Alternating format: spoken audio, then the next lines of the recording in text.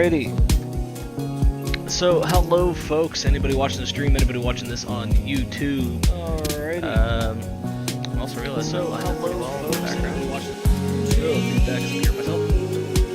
So, as you can see, I am playing some Dream Daddy. I am going to be getting my daddy on. I didn't really have too much of an interest in this game. I didn't mind the concept of it, didn't mind the idea of it, it just wasn't 100% for me. But two of my friends, shout out to Liz and Mel. Mel is actually a streamer as well, go check her out. Mel Hunter. Give me a second, I'll figure that out. While I figure that out, just keep chatting now. So yeah, I had no real interest in the game, but for my birthday a few weeks ago, oh shit, the stream's not here anymore. I think it's like Mel Huntress Master, something like that. Anyways. So go check her out. But they bought it for my birthday, and that kind of means I'm obligated to at least try it out. What was I gonna say though? I was gonna say something. Oh yeah, I'm not going into this game 100% blind. I know a few things. I know nothing really about the story or what answers I should pick, things like that.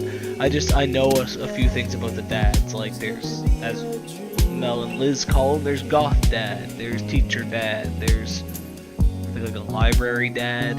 I know there's a dad that has a son, like a really young one. I know that you can customize your own dad. So I know a few things, but nothing really that gives away the story. But because I know, oh actually there's the dad with the really young son that I could talk about. But because I do know that there are certain dads, I have slightly already made a choice for the dad I'm going to go for. And I'm thinking it might be a little obvious as a man becoming a teacher myself. I do believe it's this guy here. I'm going to be going for the good old teacher dad. I gotta see how this guy teaches. I gotta learn from him. I gotta know either what to do or not to do as a fellow teacher. So let's get started then. Right into a new game. Dad tip number 27. Don't eat too close to your bedroom. Sure. Alrighty, so a bunch of Z's sleeping here. Doing some more sleeping. Amanda. Dad. Just ignoring her. Gonna keep doing some sleeping. Dad, wake up! I like my sleep. You said that 5 minutes ago. Also 10 minutes ago. So I finally open my eyes and sit up. I'm lying in the middle of the living room, spooning a moving box. I yawn and stretch. Is she wearing a Game of Thrones shirt? Morning, Amanda Panda. Aww. Yikes, dad breath. Go brush your teeth. Ah, so this would be our daughter then, because I do believe every dad in the game has some sort of child, and in our case we have Amanda. Or daughter. Dad tip 85. Be generous and kind to everybody. Build that dad. Build that dad. Alrighty, what kind of dad do we want to go here for, folks? Do we want to go for athletic binder bod, the athletic tank bod, which they're the same but one is more hairy? Do we want to go with the thick tank bod or the hairless one? Thick binder bod, slim tank bod, or the slim binder bod? You know what? Let's build me. The issue though is I am neither. Because even though this dad is a little bigger, he's also pretty built. Like, look at those muscles. That's not really me. I'm fat. But we'll go with that one because it's the closest we got. What is my skin color? Skin color has always been real hard for me to choose. I honestly don't know what I am, but let's go with that. Head. What is the shape of my head? Oh yes, look at that manly chiseled jaw.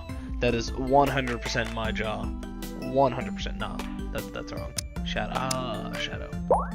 I think that might be closer. I think I have a heart-shaped head. I'm not positive on that, but let's go with that. Ooh, look at those locks. If we go with my current hairstyle, it would have to be buzzed down. There's got to be something in here, something that I like. Anything? Anything? Oh my god, Goku hair. 100% gotta choose the Goku hair, don't I? Yeah, we're going with the Goku hair. Do we go Super Saiyan? Or do we go the good old black? Actually, you know what? That doesn't really look good on my shaped head. I think we'll go with... If it'll let me scroll back up. There we go. Pretty much what I have now. Shaved down. With... It's not quite black. It's more of a lighter brownish black. Even though there's not much of a difference there, we'll go with that one. Oh, good old anime eyes. What kind of eyes do I have, folks?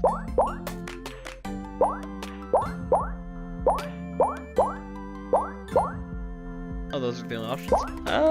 You know what? Just because, let's go with those. And do I go blue or green? Because they change from day to day.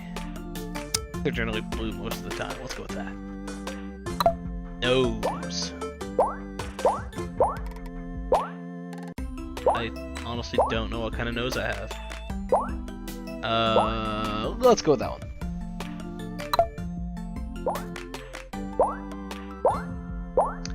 Mouth. Do I have pouty lips?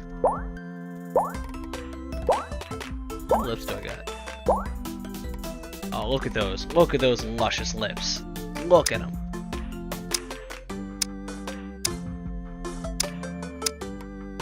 With basic skin tone. Honestly, though, I don't really care for the tongue sticking out. Let's go with that one. Let's do that. Eyebrows. Thick, bushy eyebrows. Do I have thick, bushy? I don't think I have thick, bushy eyebrows.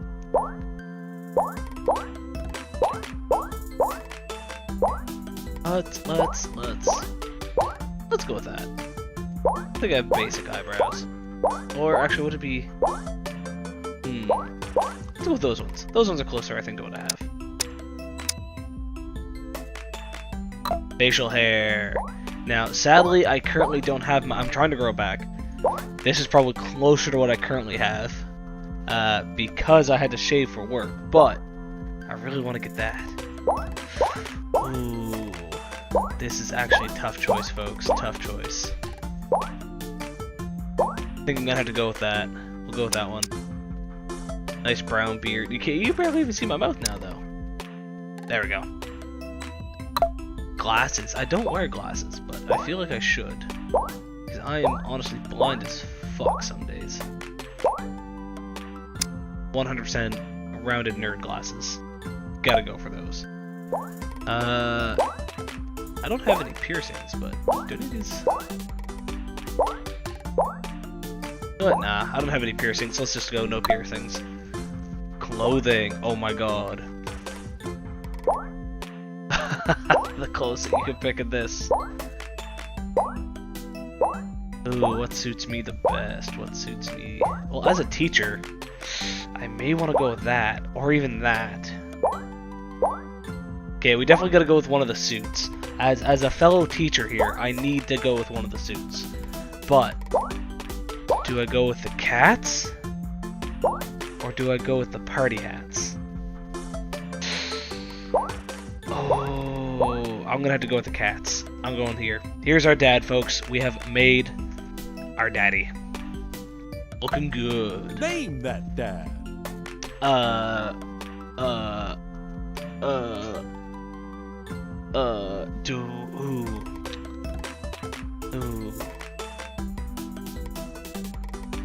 Do I go with like a Daddy McDad face? You know, like Bodie McBoat face?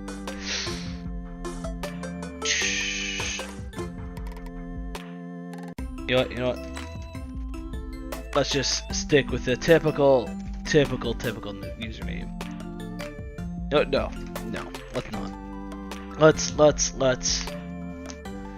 I'll give you guys a clue to my name, as most of you already know it. But there's a good chunk to my name. We'll hang on to that.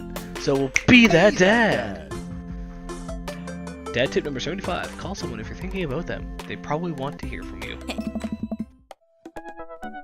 Fall asleep packing? I got most of it done, I think. Oh god, look at that. Look at that handsome face. Look at those ears. Did we get to choose our ears? I don't think we got to choose our ears. But I think that looks quite like me. Kind of. Not really, but sort of. Searching around the room, it looks like I did a pretty good job. Every box is sealed except for one. Wait, straggler? What's in it? Looking into the box, I see a bunch of old photos and little photo albums. Wow, I haven't seen these in years. I pull out one of the dusty albums from the top pile, and we begin looking through it. Oh, look at those sunglasses and that diaper. Isn't she just so cute? Oh, she's still got, not the same one, but a similar kind of headband-esque thing. That's the coolest baby I've ever seen. The only way your father and I, the only way your mother and I. Folks, I have nothing against two fathers, but personally, I am into more women. Even though this is a game about me picking up other fathers. So, in this case, I think Amanda's gonna come from a mother and a father. But, she'll have to accept the fact that I love her so much I want her to have two daddies. Because that's where this game goes. Was to put the sunglasses on you. But whenever we tried to take them off, you'd start crying again. You spent the first 2 years of your life with sunglasses on. Halloween, when you were maybe 4? That's a dragon. Yeah, that's a cute dragon costume. You couldn't decide between being a princess or a dragon, so you went with both princess and dragon. Huh? Why do I remember crying in that dragon costume? You saw yourself in the mirror and realized you were afraid of dragons. Seeing yourself inside the dragon's mouth was a realization of your greatest fear, I think. Right, yep. Definitely repressed that memory. And this was in your horse phase. Oh. Dad. I believe you named that plushy horse Sir Horsington the Brave. Ah. I don't think that was his. Amanda lunges for the photo and I quickly snatch it away and hold it above her head with my superior dad arms. Fuck. Just the beginning of this game alone has already made it so worth that I at least attempted it. Nice try, but this is important blackmail for later down the road. Go ahead and try me. I've seen pictures of you and your ska band. Ouch, kid. Ah. The Communist Manifesto had a chance back in the days. I look off into the distance and reminisce about that rad horn section. Hey, it's Emma P. Oh. No, Dad, that's Emma R. I didn't meet Emma P until high school. Honey, I promise you wholeheartedly that I will never stop mixing those two.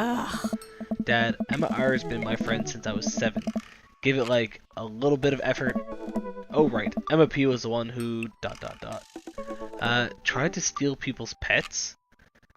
Fired a flaming tennis ball at a police station. Pooped her pants during a sleepover. You know what, I'm gonna be nice. I'm not gonna make Emma P B or R, whichever. I'm already, you know, perfect dad right there. I'm already confusing the two of them up. But I'm not gonna embarrass her by doing this. But I am gonna make her a badass motherfucker by shooting a flaming tennis ball at a police station. Dad, that was you. Oh, that was okay. I guess I'm a badass motherfucker. Yeah. All right, I was a wild child. I was 6 when you did it. Okay, Amanda, I wasn't aiming for the police station. It just happened that there was a police station in the vicinity of where I wanted to hit a flaming tennis ball. Gosh. Oh. Yeah, I remember you explaining that to the police. They didn't believe me either. Ah. Anyway, I gotta show this to Emma R later. She'll get a kick out of it.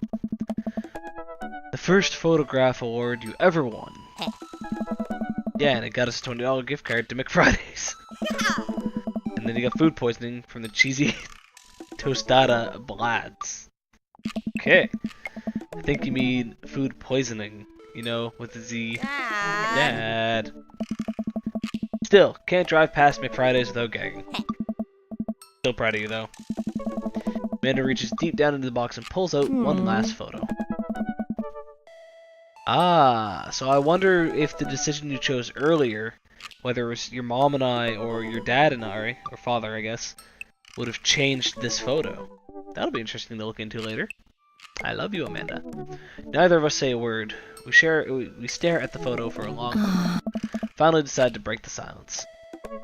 That was the day you were born. That was the day we adopted you. Okay.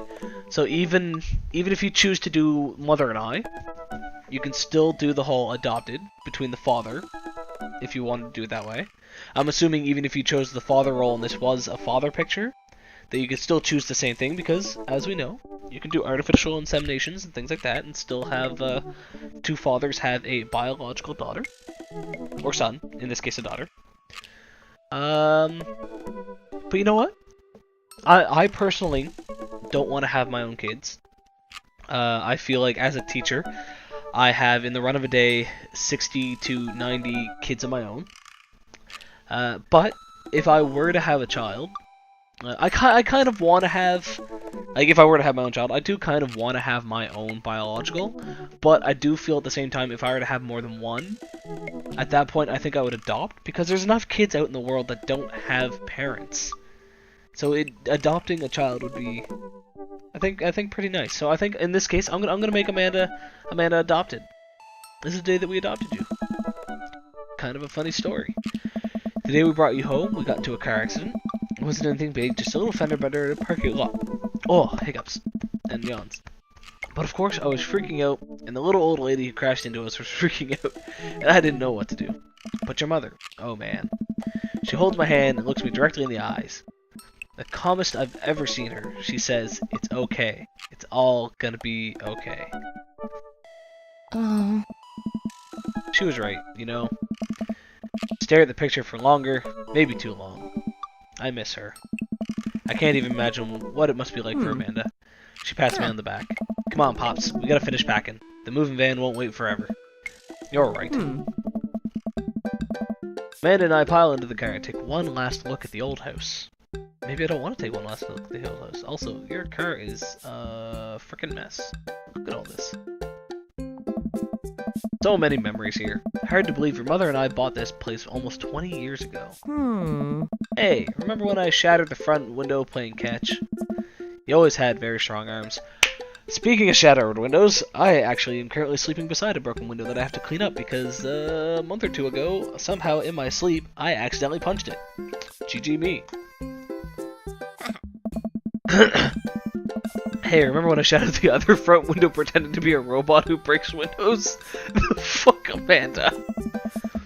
You were a very imaginative child. Right. Hey, remember when I broke the back? God damn, how many windows have you broken? There'll be plenty more stuff for me to break in the new place. Memories to make and stuff to break. Please don't, it is expensive to replace a window. Ready? We sit in silence for a moment. I watch my daughter grow up in this house. It will forever hold a place in my heart, but it stings a little bit to leave it behind. I'm ready. The moving van begins to pull away, and I get in the car into position to follow it. I watch our old house, disappear in the rearview mirror.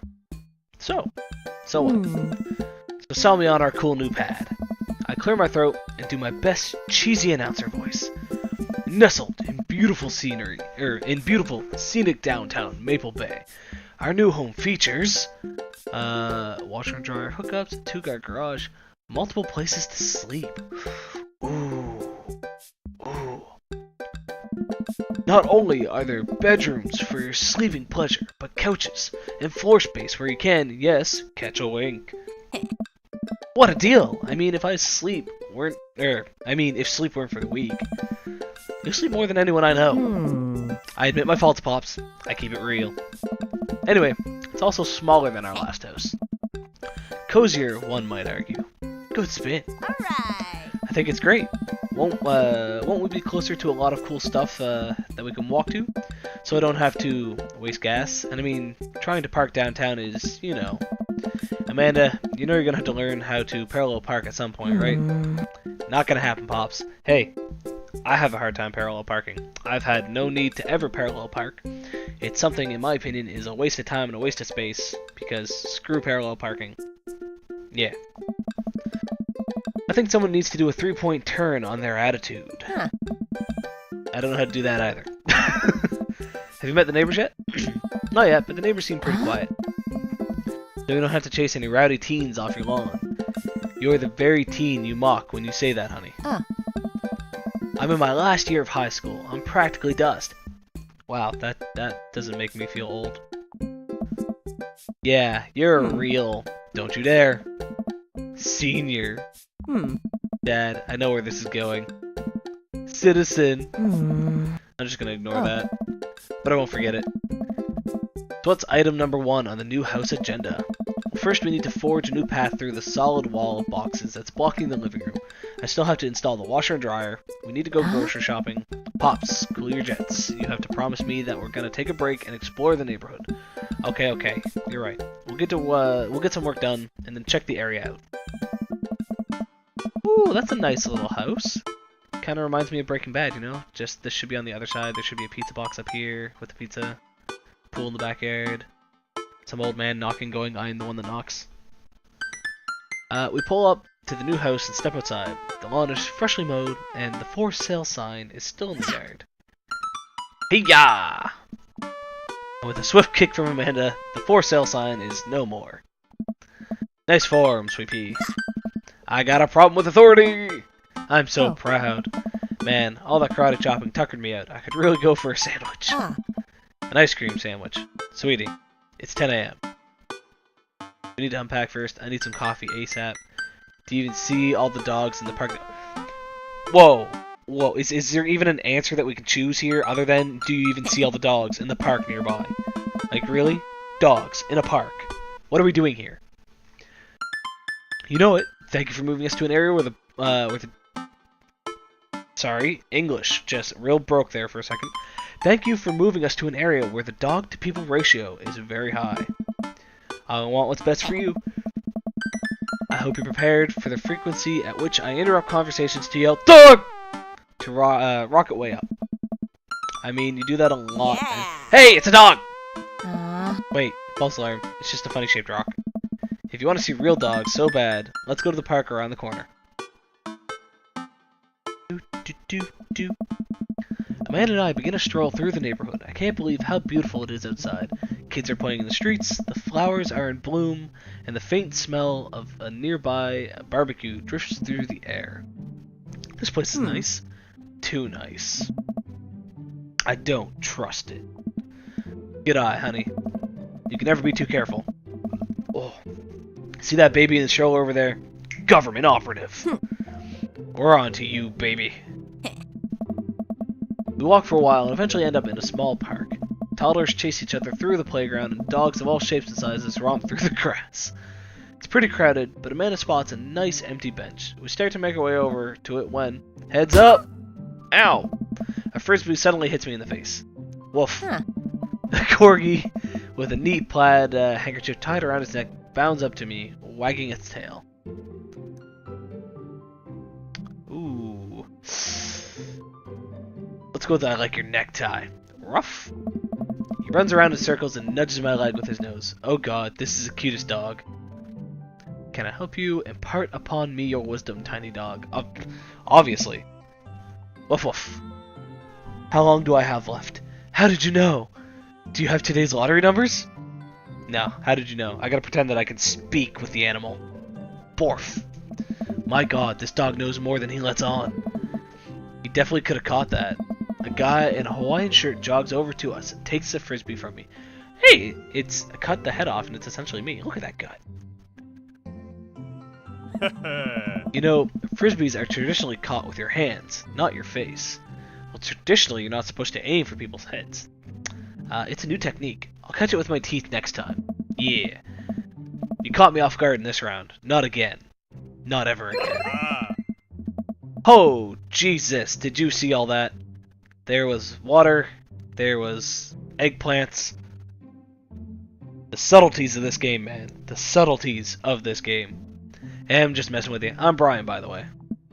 I'm Chris, and this is my daughter, Amanda. Oh wow, it actually filled in the name. A lot of games nowadays tend to ignore that, but that is nice.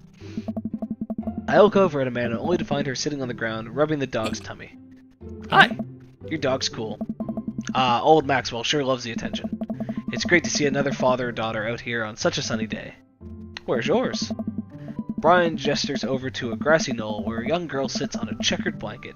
She's reading a book bigger than her head. She puts it down and heads over to us. Hey. This is Daisy. She's reading the Brothers Karamazov. Her teacher tells me that she has the reading comprehension skills of a high schooler. How old is she? Hey. 10. She's a precious little youngster. Whoa! Or precocious little youngster. Wow. Hey. My natural dad instinct kicks in. I must brag about my child's accomplishments. Oh no, it's happening. What is this? Go on, Daisy, tell them about yourself. That's my girl. Amanda, get in there. Okay. Chris's HP 80, Brian's HP 80. What is going on here? Can't switch daughters. Amanda is your only daughter. Item, grade card, child art, spelling bee photo, band-aid. Spelling bee photo. Fumbling through your phone's browser, you managed to pull up a photo of Amanda winning her 10th grade spelling bee. Wow, congratulations, Amanda. Daisy is getting prepped for her annual spelling bee right now. Hopefully this will be her 3rd win in a row. Yikes, you lose 5 HP. Daisy just started a weekly chess club at her elementary school computer lab. She's the president too, of course. Dang, my high school doesn't have a chess club or a computer lab.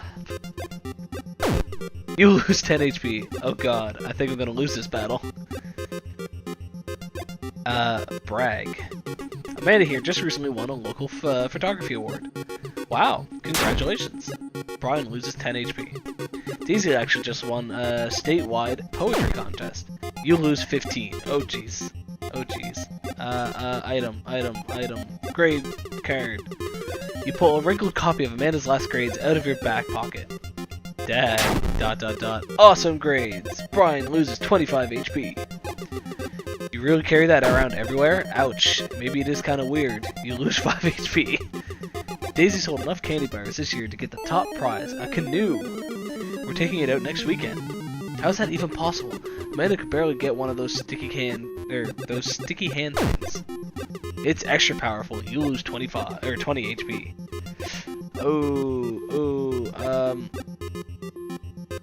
Should I try to heal, or should I see if the child...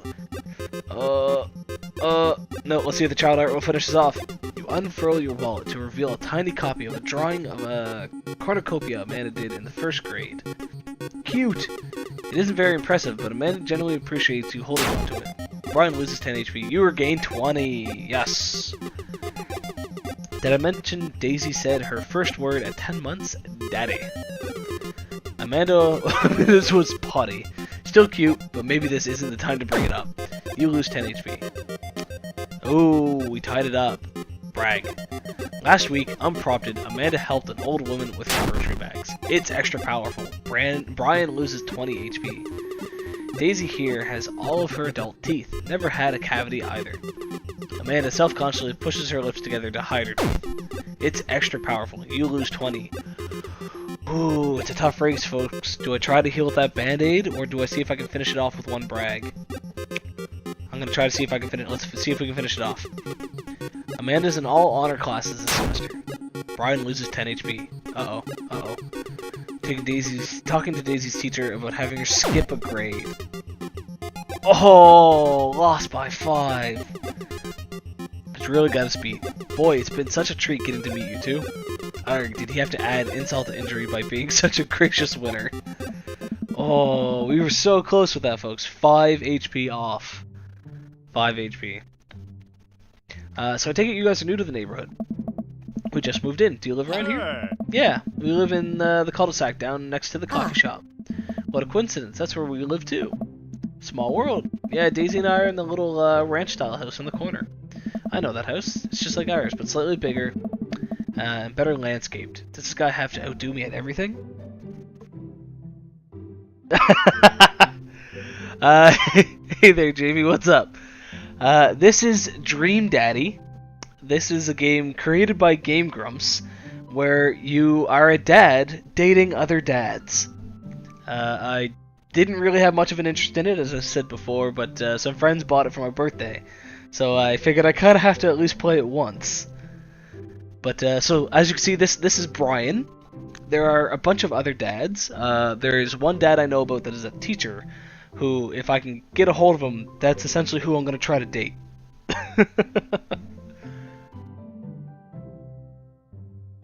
Oh yeah, this is 100% Lauren's kind of game, and it's honestly, so far for what all this game has done, it is absolutely hilarious. The Game Grumps have done an amazing job so far, and I'm actually really enjoying this. And there's my dad right there in the corner. You actually get to customize your own dad, and of course I had to pick the lovely cat shirt. So what a lovely place. Well, I don't want to take up any more of your time. Really nice meeting you guys. You'll have to stop by at some point. Yeah, definitely. Bye. Brian and Daisy walk further into the park with Maxwell happily trotting along in tow. Do it up. I don't think it's as expensive either. I think it's $15 or $16 Canadian, so that would be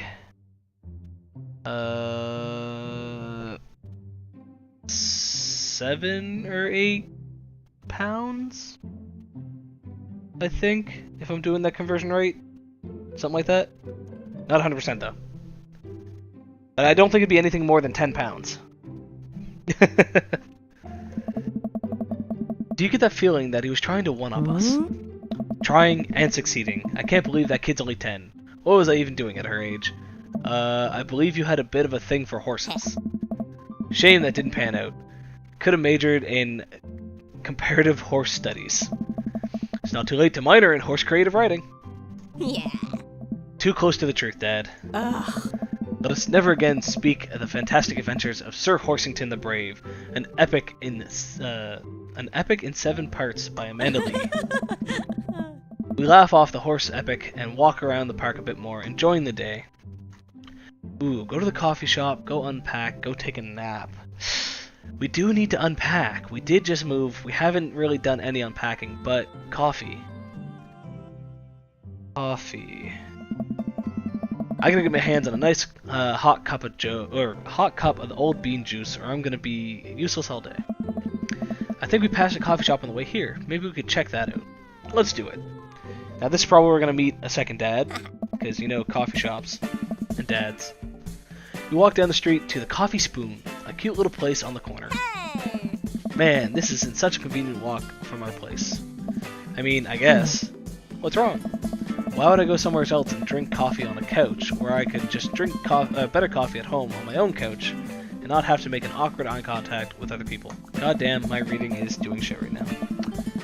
At least when I'm home, some random guy is going to come up and sit on the recliner next to me, and I won't feel like a little weird about it because technically he's not sitting on at my table, but he is very much within my personal zone. Dad. And what's the etiquette? Blah blah blah blah blah blah.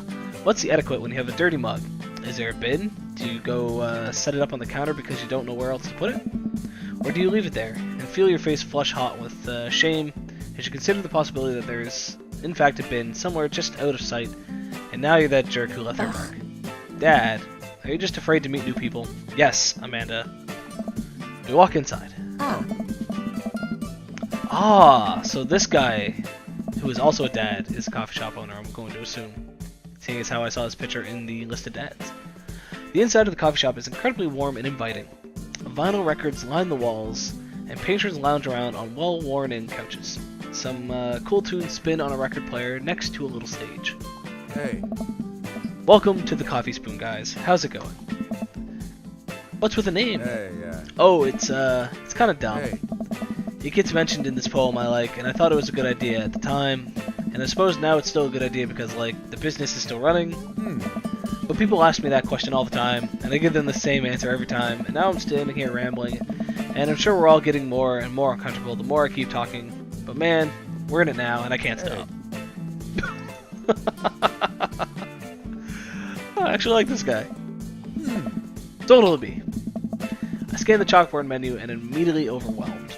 I'll have Godspeed You, black coffee, iced Tegan and Sarah, and chai Ant Word.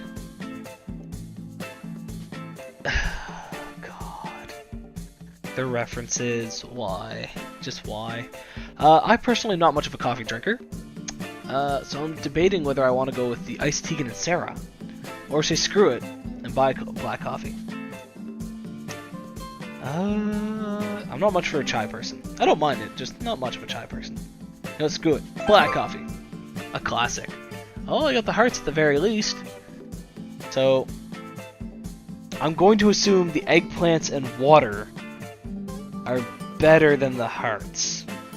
Because, subtleties. I actually am a little myself, Jamie. I'm probably going to finish this game and date multiple dads. I don't get it.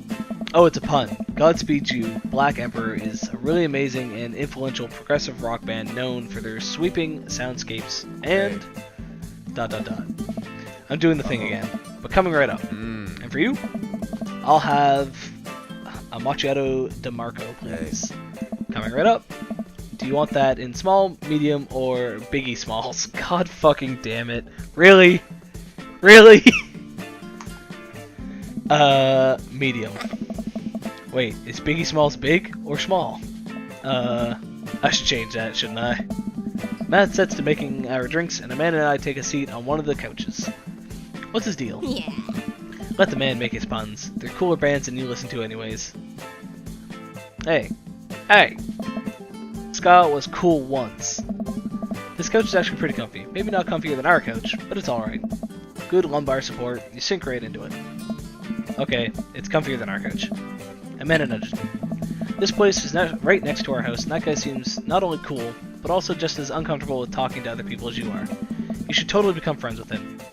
You know what? I probably will. If I have the option of chatting a few people up and dating one, I'm definitely going to chat Matt out. Matt seems like a cool guy. He's so far probably going to be my second choice, only for the fact that I want to get invested into teacher dad. I have no idea what kind of dad he is, but it's a teacher and a dad. So I kind of, yeah. I don't know. Come on. What do we say about meeting new people? I can't meet new people if I always stay inside, and also don't go outside, and also don't talk to people. See? We're making progress. Matt sets our drink down at our table and immediately burned the roof of my mouth. Good one. Hi, we're new to the neighborhood. I'm Amanda. This is my dad, Chris. Hey, yeah. Alright on. Pleased to meet both of you. You ought to come by when my daughter's hanging around the shop. You two might get along. Yeah, I'm sure we'll maybe come in from time to time. Amanda kicks my leg under the table. I'm sure we'll be in here a lot. Hey! You know what? Let me get you guys' opinion on something. Matt goes into the back and comes out with a fresh plate of something that smells amazing. Hey!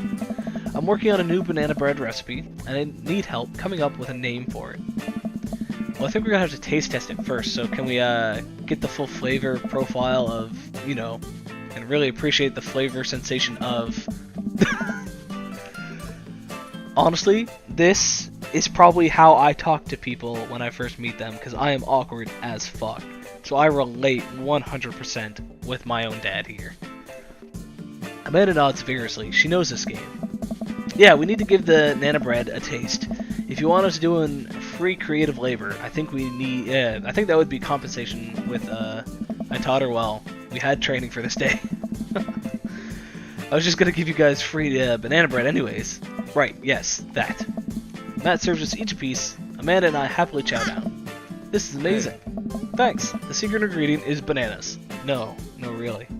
I didn't realize that. So, any ideas? I'm stumped. Well, I think I might be able to give you dad band puns. Well, fuck, my reading is terrible. But I'll give it a shot. Banana bread Kennedy's. Grateful banana bread. Right said banana bread. So, my issue here is I know jack shit for music. I don't know bands. So I'm essentially just gonna make a guess here and hope I make the right one. And my guess is gonna go for right said banana bread. Okay, I got at least a good option. I didn't get the best option, but I got a good option. Like right said Fred, but now it's about banana bread. I think the youngsters would like it despite not getting it. What? That actually has a nice ring to it. Really? Hey. Yeah, right said Banana Bread. Strong decisions, that's art, baby. Hey.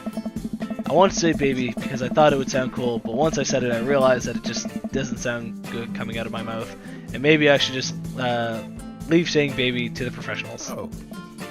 I don't know, Matt. You are kind of dressed up like the guy who would say baby quite a bit, but people really shouldn't say that. Let's be honest here. Babe, baby, other stuff like that. Just no. Honey cakes is fine.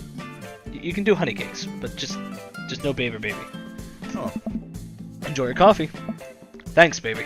Hey. See? It sounds good when you say it. Across the way, a man catches my eye. He sits by himself, brooding over a cup of coffee. Our eyes meet just for a moment. I hastily look away, hoping he didn't catch me staring. Who is that? We finish up our drinks and head out. Thanks for stopping in. Take care. Okay, now that we're full of caffeine, where to? Well, I think it'd be real hard to take a nap after just drinking coffee, and we really do need to unpack.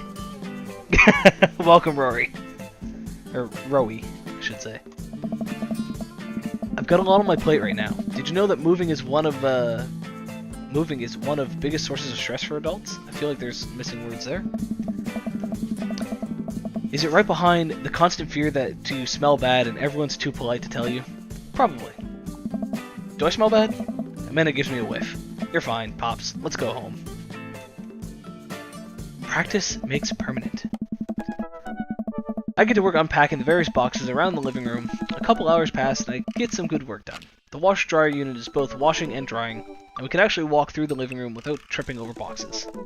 That is a beautiful bird, and I want it. That also looks like my kind of gaming chair, you know. Some of the stuffing missing, replace it with some duct tape. Ooh, a unicorn. Yes, I'm just looking over the living room right now because it is very interesting. Because it honestly looks a lot like somebody who's been living in there for a while, rather than just moving in. They have quite a lot of stuff.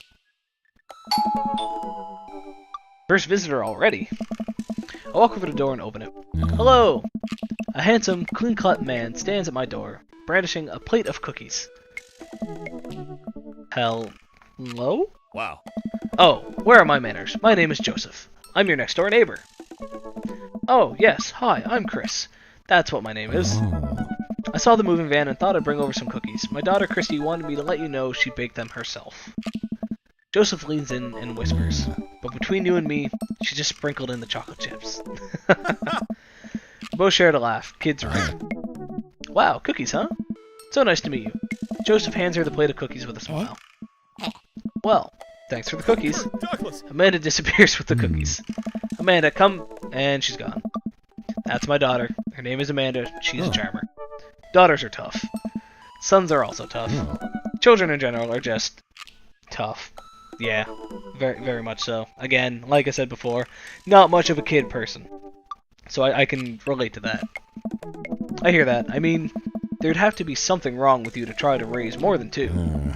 I have 4 kids. Jesus fuck, Joseph. Why? Why would you do that to yourself? Oh my god. What have you done? Oh, I meant... Don't worry, you didn't mean to be rude. Oh no, this is the first neighbor I met and my social life is already in tailspin. I wonder if it's too late to move again. Yeah, okay. Is Mrs. around? No, not anymore. She died. As much as I get that my dad is an awkward fellow, that's a very blunt way of wording that. Like, very blunt. Oh, I'm sorry for your loss. See, you put Joseph in an awkward position. Why would you do that? No, it's alright. Wow, this is uncomfortable. We stand there quietly for a moment, acutely aware of how awkward we both made things. See, why? Just why would you do that? I'm sorry, can you close the door real quick? I look at Joseph quizzically but compel, and after a second I hear a knock on the door. Opening it, I see Joseph standing there with a huge smile. Hey, I'm your new neighbor, Joseph. I promise not to talk about your dead spouse this time. I'm throwing a barbecue for the cul-de-sac, and I'd love for you to come by and meet the rest of the neighbors in our community. What do you say, pal? That sounds great. My daughter Amanda and I would love to stop by. Also, 4 kids is perfectly normal amount of children to have. We shake hands to seal the deal. Well, neighbor, I'll see you at 3 p.m. sharp on Saturday. Sure thing, neighbor.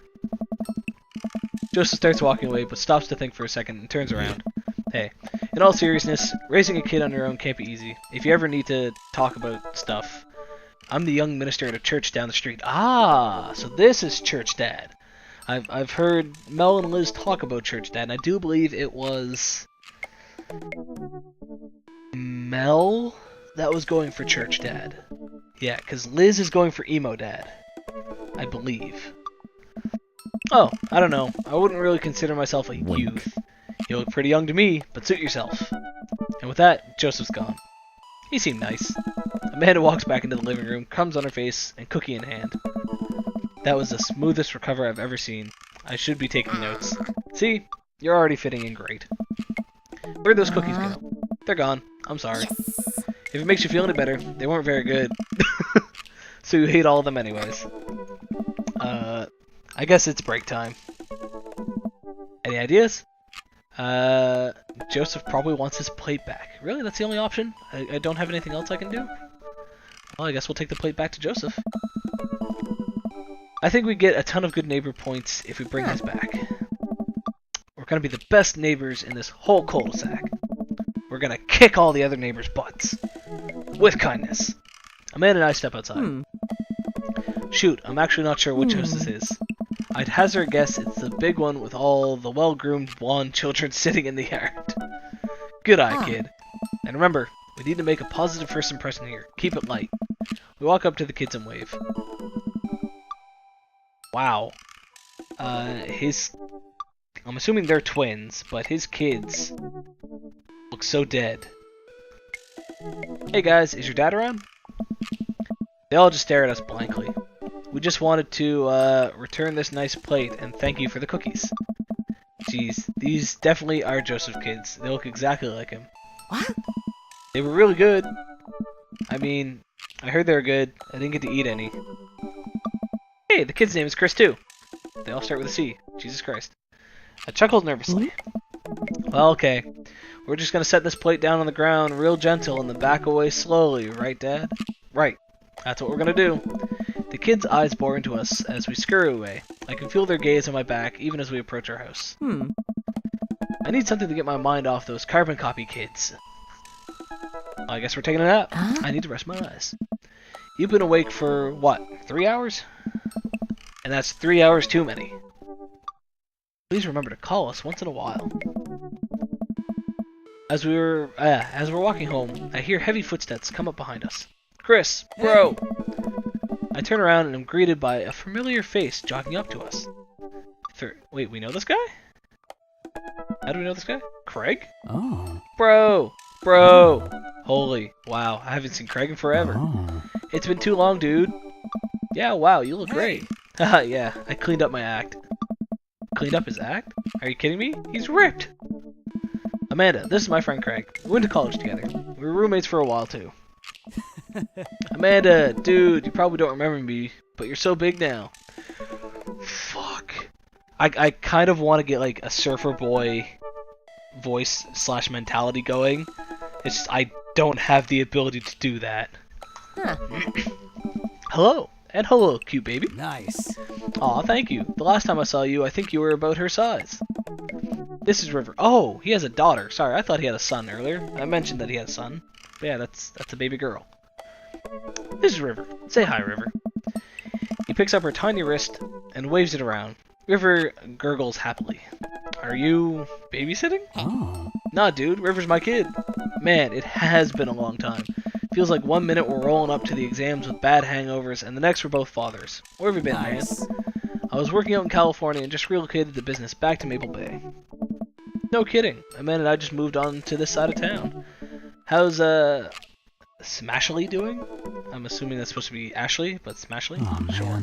I mean, Ashley. Ashley's her Oh, name. no.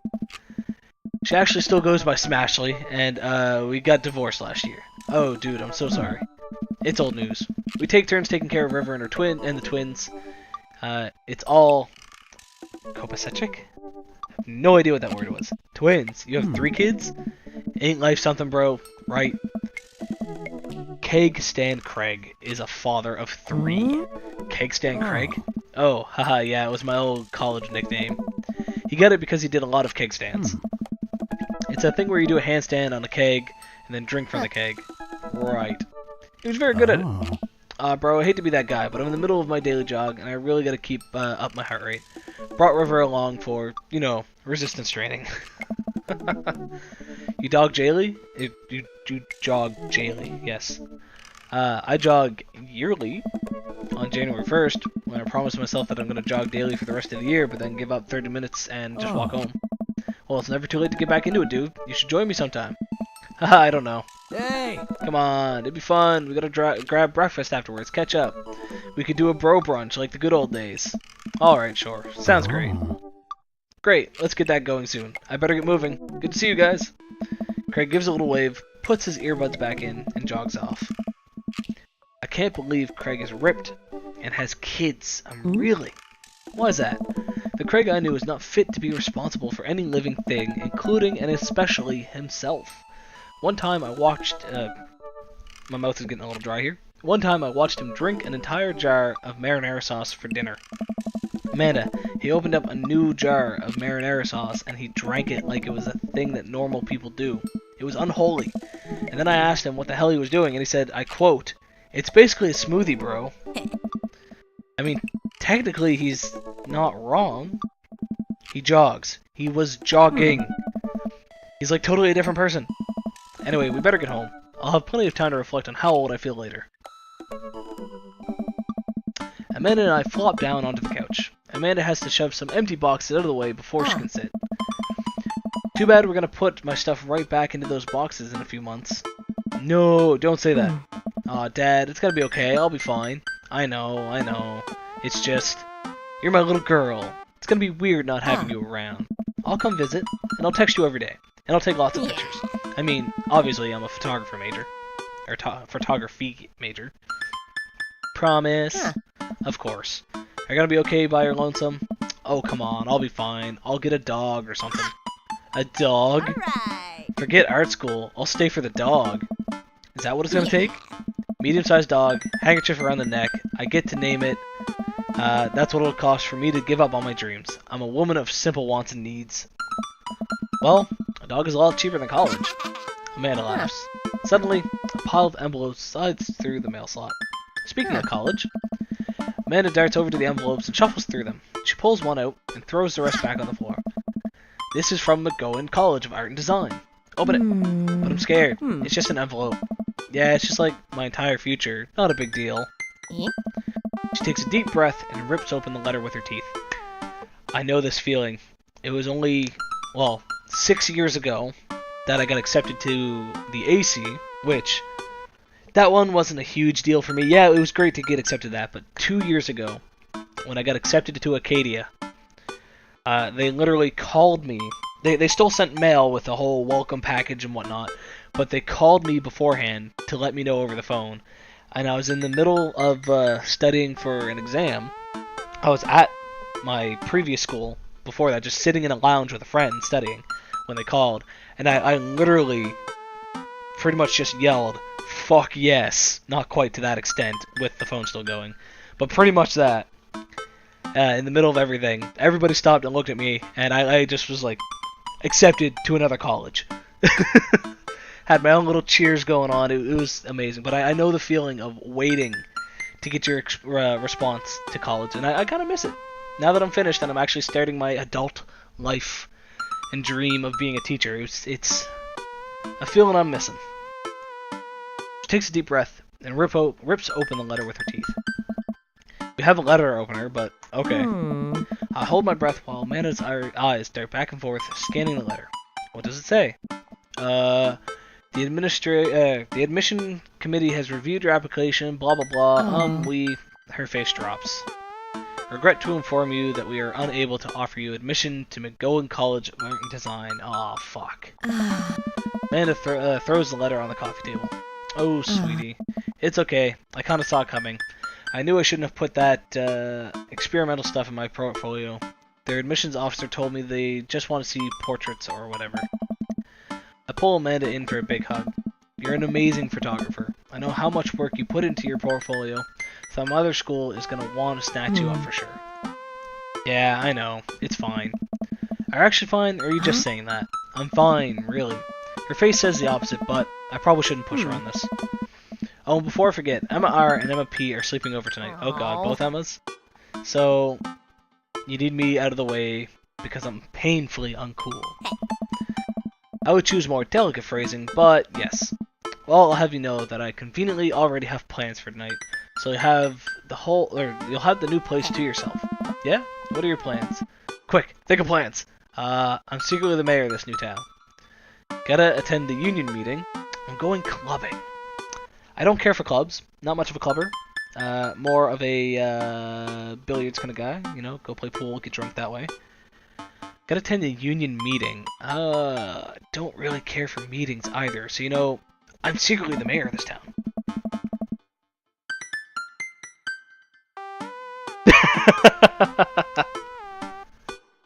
I'm glad that you two are enjoying it. Amanda, the town needs me. I need to perform my mayoral duties. I must don my top hat and wear my monocle so that I may preside over my mayor stuff. I think you're thinking of the guy from Monopoly. He was a mayor, right? He was not. Right. I'm just kidding. I'm actually going to... well, I can't go to bed. If they want the house to themselves, it literally doesn't work that way. I need to leave the house.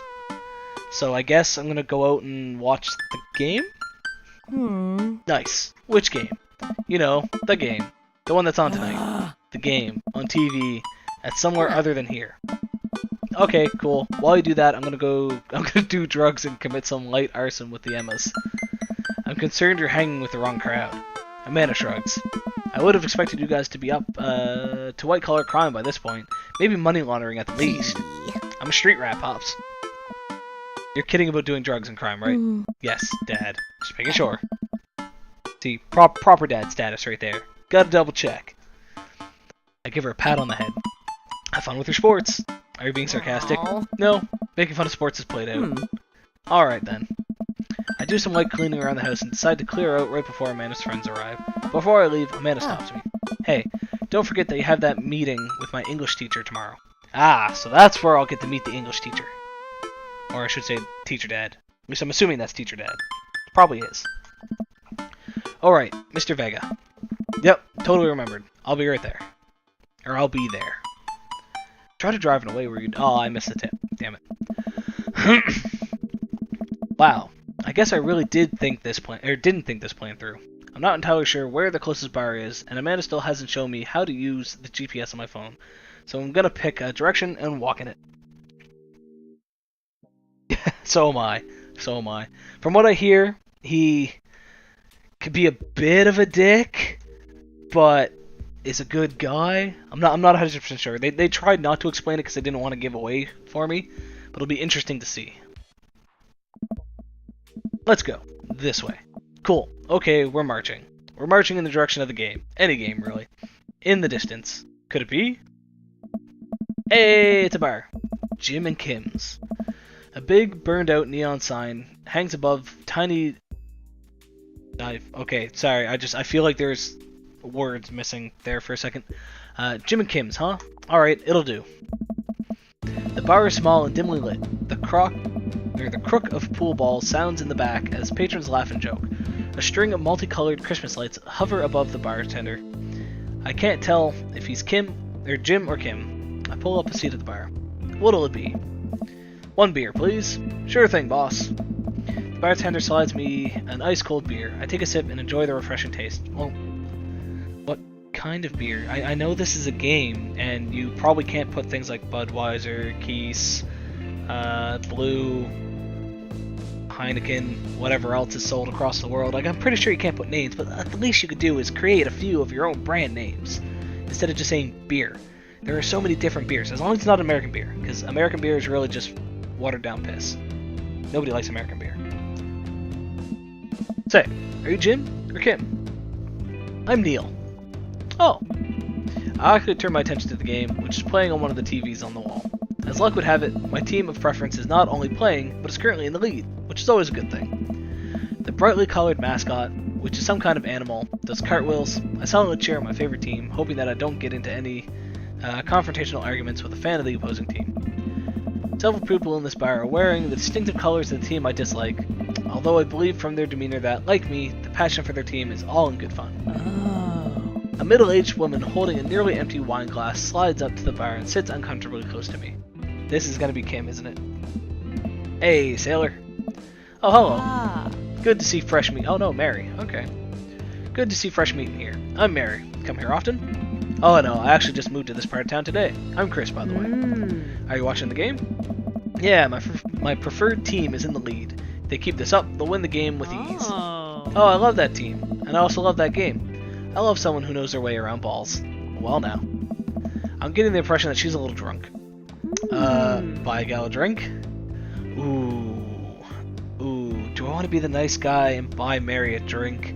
Or do I want to be the morally right guy and tell her, you might have had a bit too much to drink already, Mary?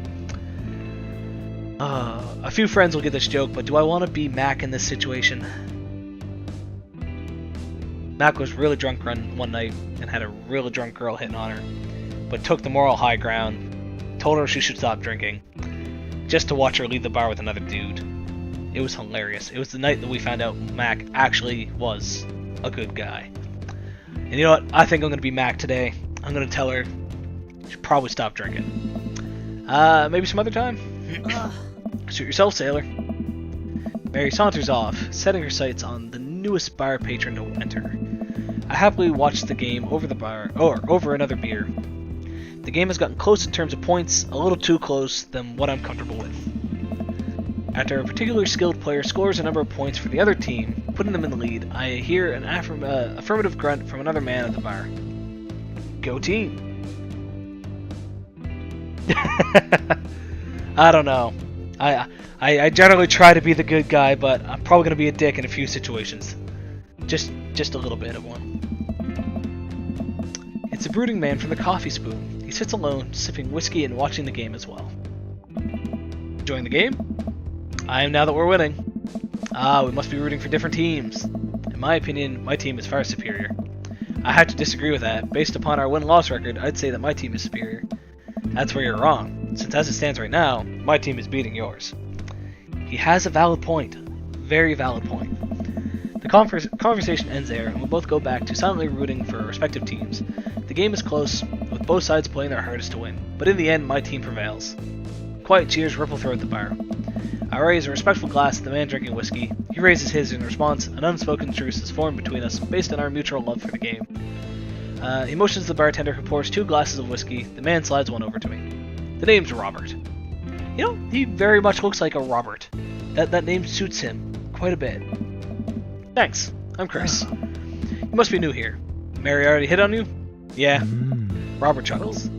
She's a peach. Well, you picked the best bar in town. As slimy as it is, you'll never find a better spot than Jim and Kim's.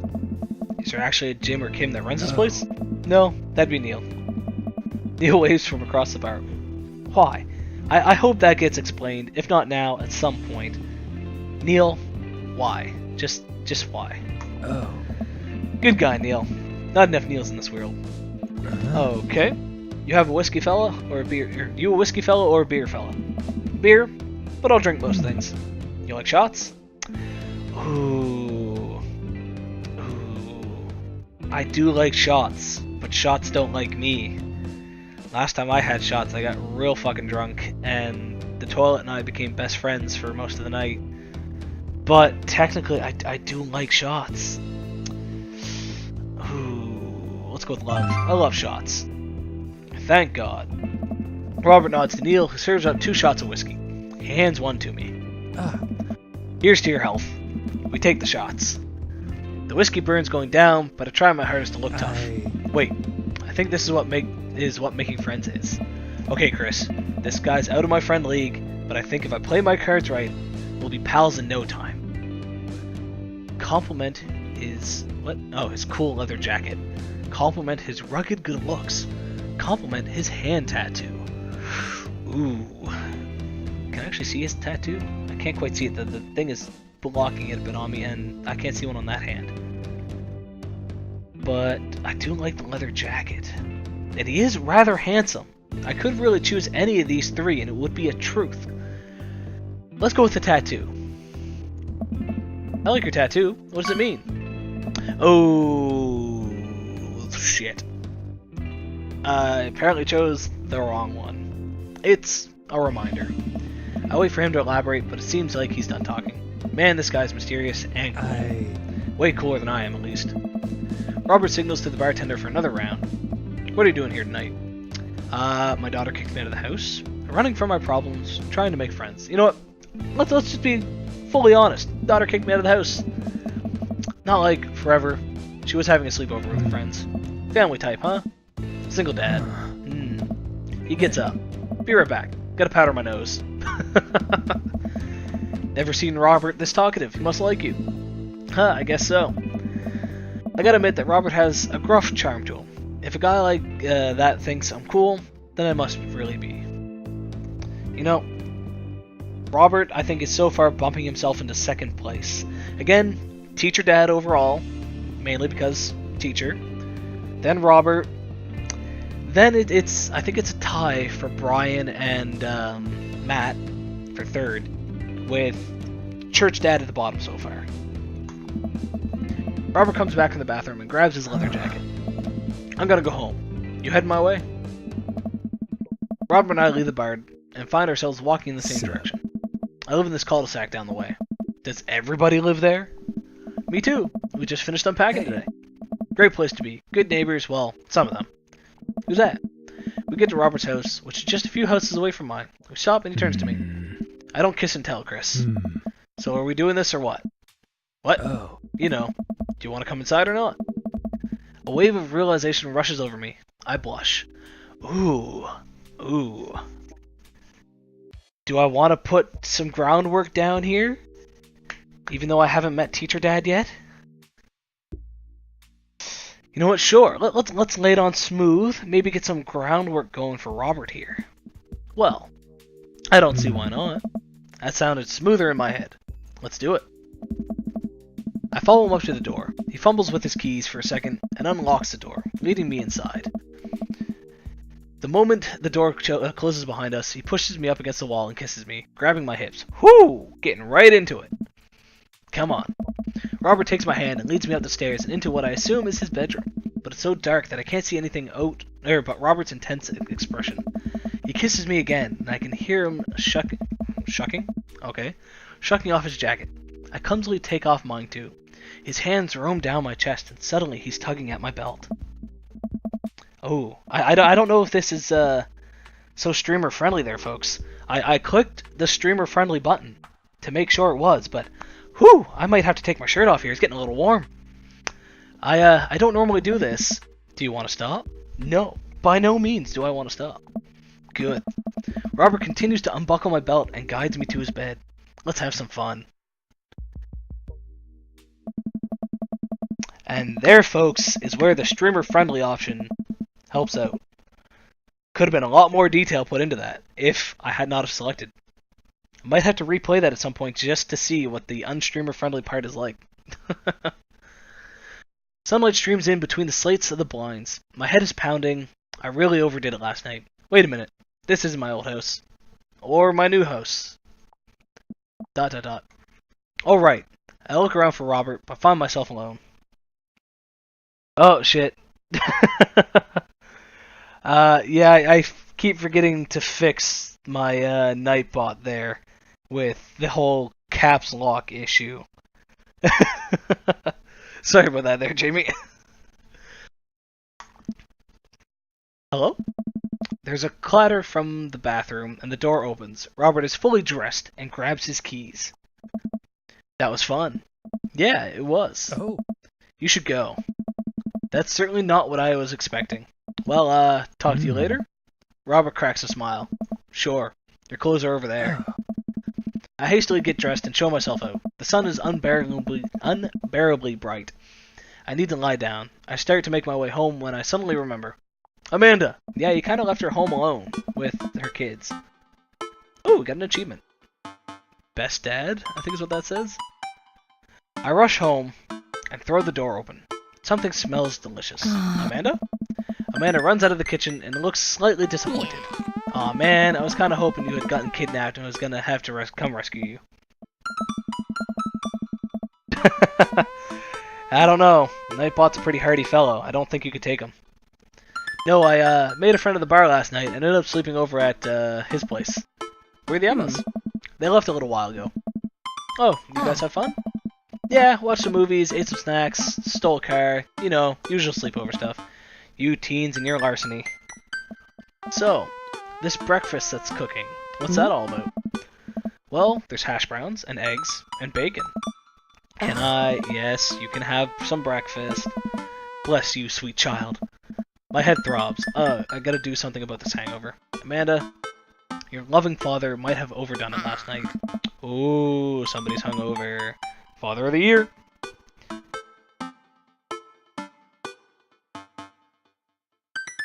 I don't know. Would you call your own daughter and go, hey, I'm going to bang this dude, while she's still hanging out with her two friends? Probably would have been a smart idea to at least call, though, and say he wasn't coming home. But, again, we had shots of whiskey. It's kinda... yeah. It's rough world. Rough world. Don't know where I was going with that sentence. Just kinda fucked it right up. But yeah. You wouldn't have to have any aspirin, or... I've got just the thing. Hang on. Amanda runs to the fridge and pulls out a jar of pickles. Amanda, what? Yeah. Drink this. The pickle juice? Yep, it's what I used once. Would assume someone would use. I would also assume that it works pretty well. Although I've never tried it before, and won't try it, obviously. Who raised you? Amanda Ann. Give her a stern, yet resigned side-eye. Yeah, that's probably something I'd do. I eye her suspiciously. I eye the jar of pickles even more suspiciously. This better work. I down a sip of the tart juice. No, more than that. Way more than that. I mean, I assume. Watch it, you. I drink more pickle juice and help myself to the delicious breakfast that Amanda has graciously allowed me to partake in. After inhaling some hash browns and dunking several pieces of bacon into my runny egg yolk, I'm starting to feel a little better. Amanda grabs her backpack and keys. Well, I gotta get to class. Don't forget the meeting with Mr. Vega, okay? He said it was important. Love ya. I'll be there. Knock 'em dead, kiddo. Always do. We do our secret handshake, and she's off. I get a little work done at home before I glance at my watch and see that it's almost time for the meeting. I hop in the shower, change clothes, and head on my way. Still a little hungover. I arrive at Amanda's school and check in at the front desk. They give me a bright orange visitor sticker and send me on my way. I'm barely awake and feeling pretty haggard, but hopefully nobody will notice. I check my watch and I'm relieved to see that I'm only 2 minutes late. Wait, was it room 103 or 108? I spot a youth standing at his locker and approach him for help. Excuse me, do you know where Mr. Vega's classroom is? The youth turns around and looks me up and down with heavily lined eyes. Okay, how much you want to bet that that's, Emo Dad's kid? That, or we could be surprised and maybe that's Joseph's fourth child. Could take a twist, who knows? Sigh. Come on, kid, I'm late for a meeting. Mr. Who? Mr. Vega. I don't know. Have you tried the exit? Okay, wise guy, you're gonna help me or not? Sigh. Fine, up those stairs and to the left, can't miss them. I head up the stairs and walk around, unable to find Mr. Vega's classroom anywhere. After a couple minutes of searching, I head back downstairs. That punk youth sent me on a wild goose chase. I get back to where that low runt, Gerald Way is standing, fully ready to give him a piece of my mind, when suddenly a head pops out of the classroom next to his locker. Oh. Lucian, don't you have a third period to get to? Oh, there's Hugo. Mr. Teacher Man. He's actually rather handsome, and look at that suit. I want that suit and that bow tie. Sigh, fine, Mr. Vega. Wow. Now I'm officially 10 minutes late. I glare at him as he walks away. You're not cool. You must be Chris. His period's almost over. Would you mind waiting in the back? Oh. Mr. Vega leads me in and I take a seat in one of the comically small students' desks in the back. I might get stuck in this. Alright, where were we? Now, who can tell me about the unreliability of the narrator in J.D.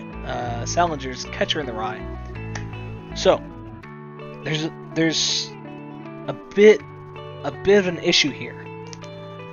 I'm 10 minutes late for a meeting with him, and he's currently teaching. 10 minutes ago, class would have been going on, or class would have just been starting. Unless it was I guess it could have been a 10-minute break in between, and class is just starting now. That would make a bit of sense. Oh wait, no, sorry, he said, no, wait. Hold on. Yeah, no, this doesn't make sense, because classes should, I do believe you just said it's going to be ending soon. So, we would have been having a meeting in the middle of his class? Alrighty then. Moving on. Yes, Colin. Colin stands up and does the thing where he blows into the crook of his elbow to make a fart noise. The whole class erupts in laughter. I've actually dealt with a kid that's done that. Alright, everybody.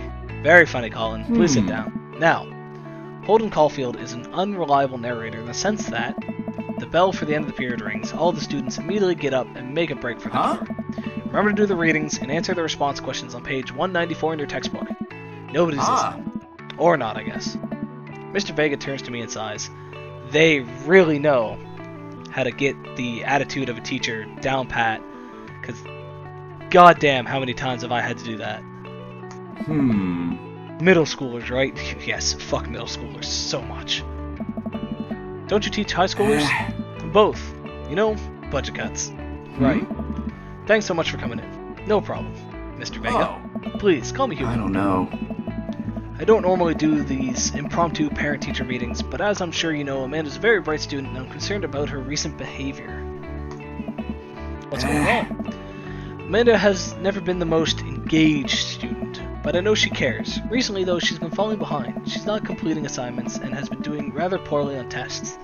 I normally chalk this up to senioritis, but this is strange. I thought Amanda always shared everything with me. It hadn't even crossed my mind that something might be wrong. I just wanted to ask, is everything okay at home? Just moved, she's fine. She's had a tendency to bottle things up.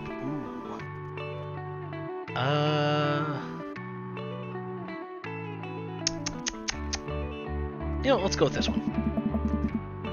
I hadn't noticed anything different about her, but she always tends to put on a happy face no matter what. See, if you can talk to her about it, I know she values you a great deal and would appreciate your guidance. She keeps heading down this road. I know how important art school is to her, and I would hate to see her miss out on a scholarship money that she clearly deserves. I'll make sure to talk to Amanda. Thanks for letting me know, Hugo. Anytime. On my way to stop. Thinking for a moment, I turned to Hugo. Hey, Hugo? Yeah? Did you ever catch that rye?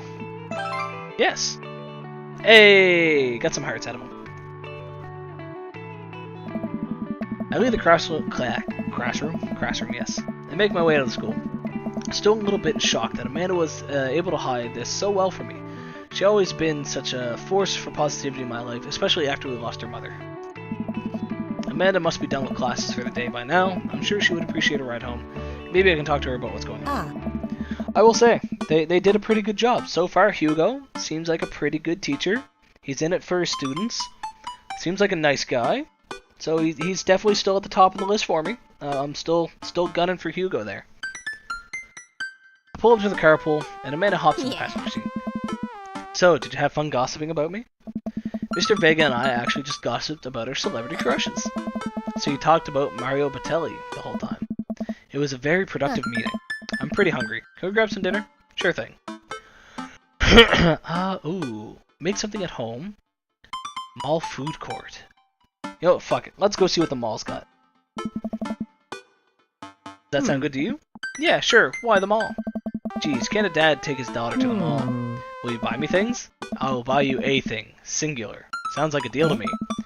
We drive in silence for a short while. Amanda plays a game on her phone. I should say something. You know, sometimes when a kid gets older, they find that they have to keep things hidden from their parents. That's okay, but sometimes that's what kids do. And that's okay. But also, sometimes it's good to have the parents' perspective because, you know, maybe the parents have also dealt with similar situations. Smooth. So smooth there. Definitely not giving away the fact that we had a conversation about her bottling things up. Maybe they're a little cooler than you give them credit for. Anyways, what I'm trying to say is that it's good to share. Love you. Have you been reading my tweets? You have a Twitter? What? Never mind. Look, sweetie, Mr. Vega said you hadn't been participating in class, that you're not turning things in. Oh, I'm fine, Pops. Senioritis and all that. I thought you liked Mr. Vega's class. It's fine. He's fine. Pull up to a stoplight, and Amanda. She's still texting.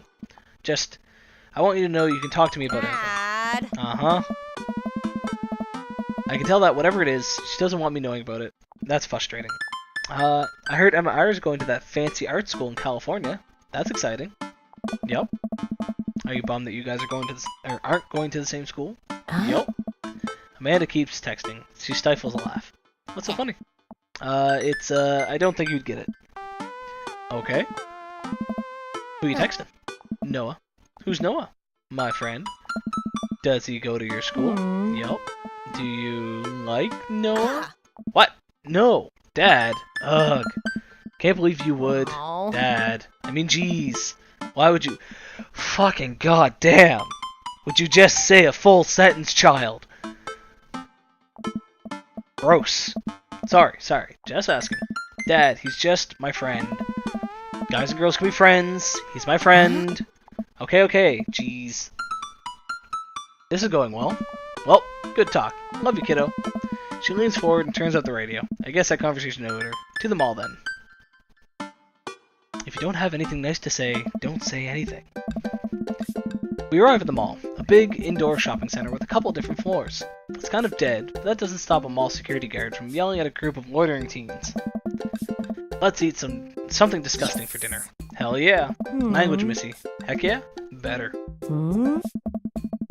We approach the food court and evaluate our options. There's greasy restaurant after greasy restaurant. My heart burns just looking at the menus. Nobody looks happy to be there.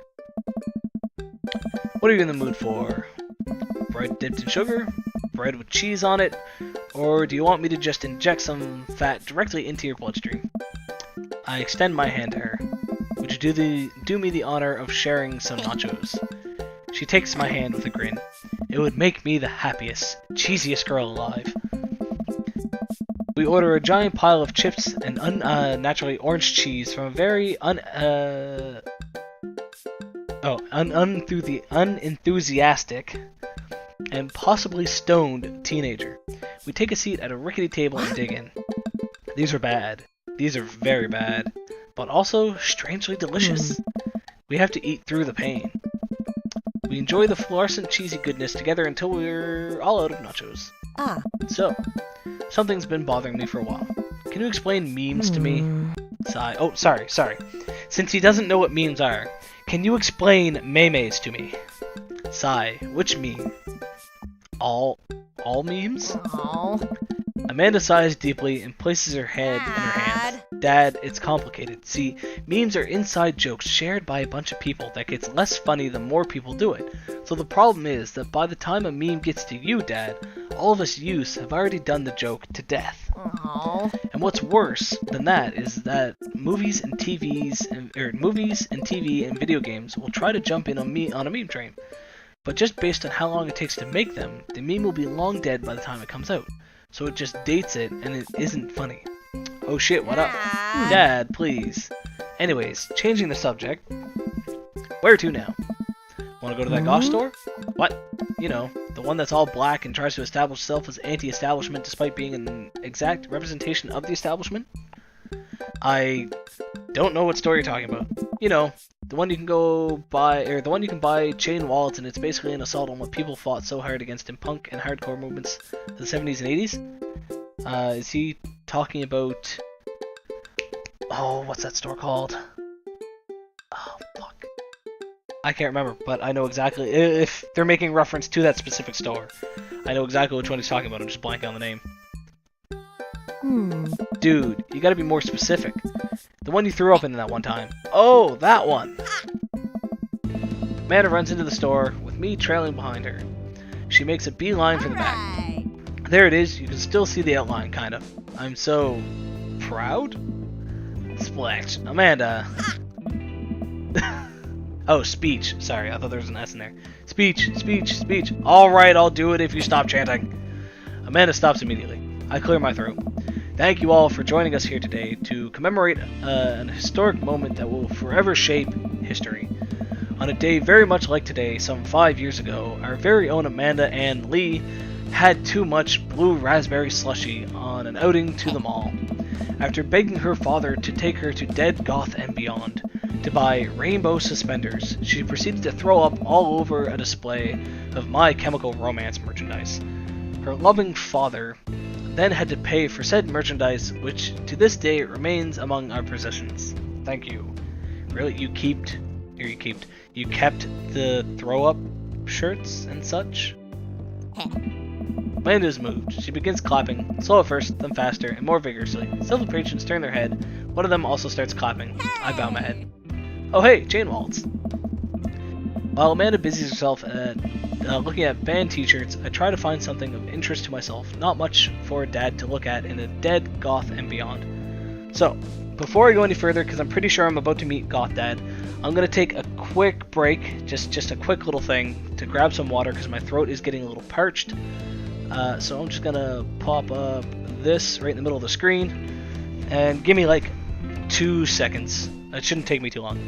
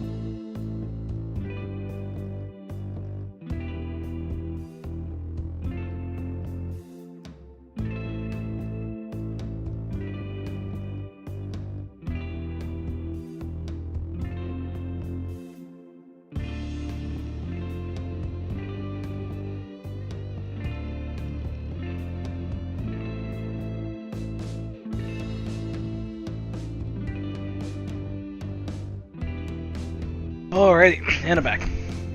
Apologies if you hear chewing. I grabbed some cookies as a quick snack. Alrighty. So, we use the the band t-shirts. Look at ironic mugs. Check the clearance bin for hot deals. I like to save money, so we're gonna check the clearance bin. There's a big cardboard box of marked down items. I'm pretty sure $4 for purple eyeliner is a good deal, I think. I wonder if I would look good in purple eyeliner. Hell yes, I would. Everything looks good in purple, folks. Everything. Well, this is very important to me. I overhear a stifled argument over at the cash register. An older gentleman was carrying a garment and showing it to a bored-looking cashier with pink hair. I can see that. Don't know what to tell you, dude. I just work here. Listen, when I bought this online, the website said this blouse was Victorian-inspired. However, when I received it, it clearly held the trademark of Edwardian dressage. Do you want a coupon? I can give you a coupon. Will you leave it if I give you a coupon? Their manager present. People will have to know what they're buying. I am the manager. I see. Well, it seemed that I have outstayed my welcome. Good day, shopkeep. Your superiors will receive a strongly worded letter by post. Whatever, dude.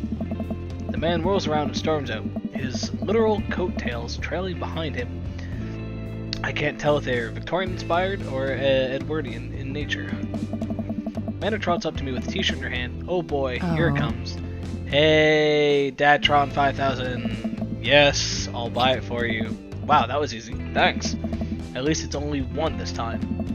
Amanda plops her shirt on the counter and grins at the cashier. I love your hair. Cashier says nothing and rings Amanda up, radiating hatred. I hand her a 20. So what was that guy's deal? The cashier rolls her eyes so hard I'm worried she'll pull something. Actually, yes, Snape is a very good description. It's a... Actually, yeah, thinking about it, that is pretty well just like an animated Snape.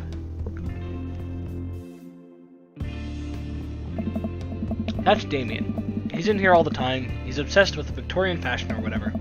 She hands Amanda her bag, and it's clear the conversation is over. We make our way out of the store and head home to get some rest. Amanda and I sit on the couch trying to find something to watch over bowls of ice cream. Oh, cool. Long Haul Paranormal Ice Road Ghost Truckers is on. Your favorite, right? What the fuck? Long Haul Paranormal Ice Road Ghost Truckers. Let's break that down for a second. How many different shows are there? So there's the Ice Road Truckers, Paranormal Ghost shows. I get the feeling there's a different show that's called Long Haul, but it's essentially just the Ice Road Truckers. So there's at least 3 to 5 different shows in that one fucking name. Jesus Christ, Game Grumps, why? Oh hell yes, they make it over the Canadian tundra before the ice roads melts, but also they're hunting ghosts. Also, the trucks are haunted. Well now. This is an episode I've already seen, but it's one of the best. Caleb and Flint, Dogbone, the twin brother truck driving and ghost hunting duo, find themselves in the greatest peril yet. Oh no! The ghost done got control of the truck. I can't steer on them there damn ice roads. Let me use this EVP meter to try and communicate with the spirits. Flint, we're about to die. I almost got it. If you listen carefully, it sounds like it's saying, you're gonna die. Huh? That's because we are about to die, This is art. The episode ends and Amanda excuses herself to go and start arguments on the internet. I stay up a little longer, curious about the exploits of Caleb and Flint Dogbone after their disastrous ice road accident. Afterward, I crawl into bed and get a good night's sleep. Spend less money than you make. Wait, do I even make money in this game? It has yet to tell me what my job is in this game. Morning, sleepyhead. 5 more minutes. You have never ever let me have 5 more minutes, so get up. Fine. We have cereal for breakfast and spend the morning putting together furniture. Amanda is much better at interpreting the tiny manuals. We're able to put together a few shelves and one desk. but I'm pretty sure it was supposed to be a bookcase.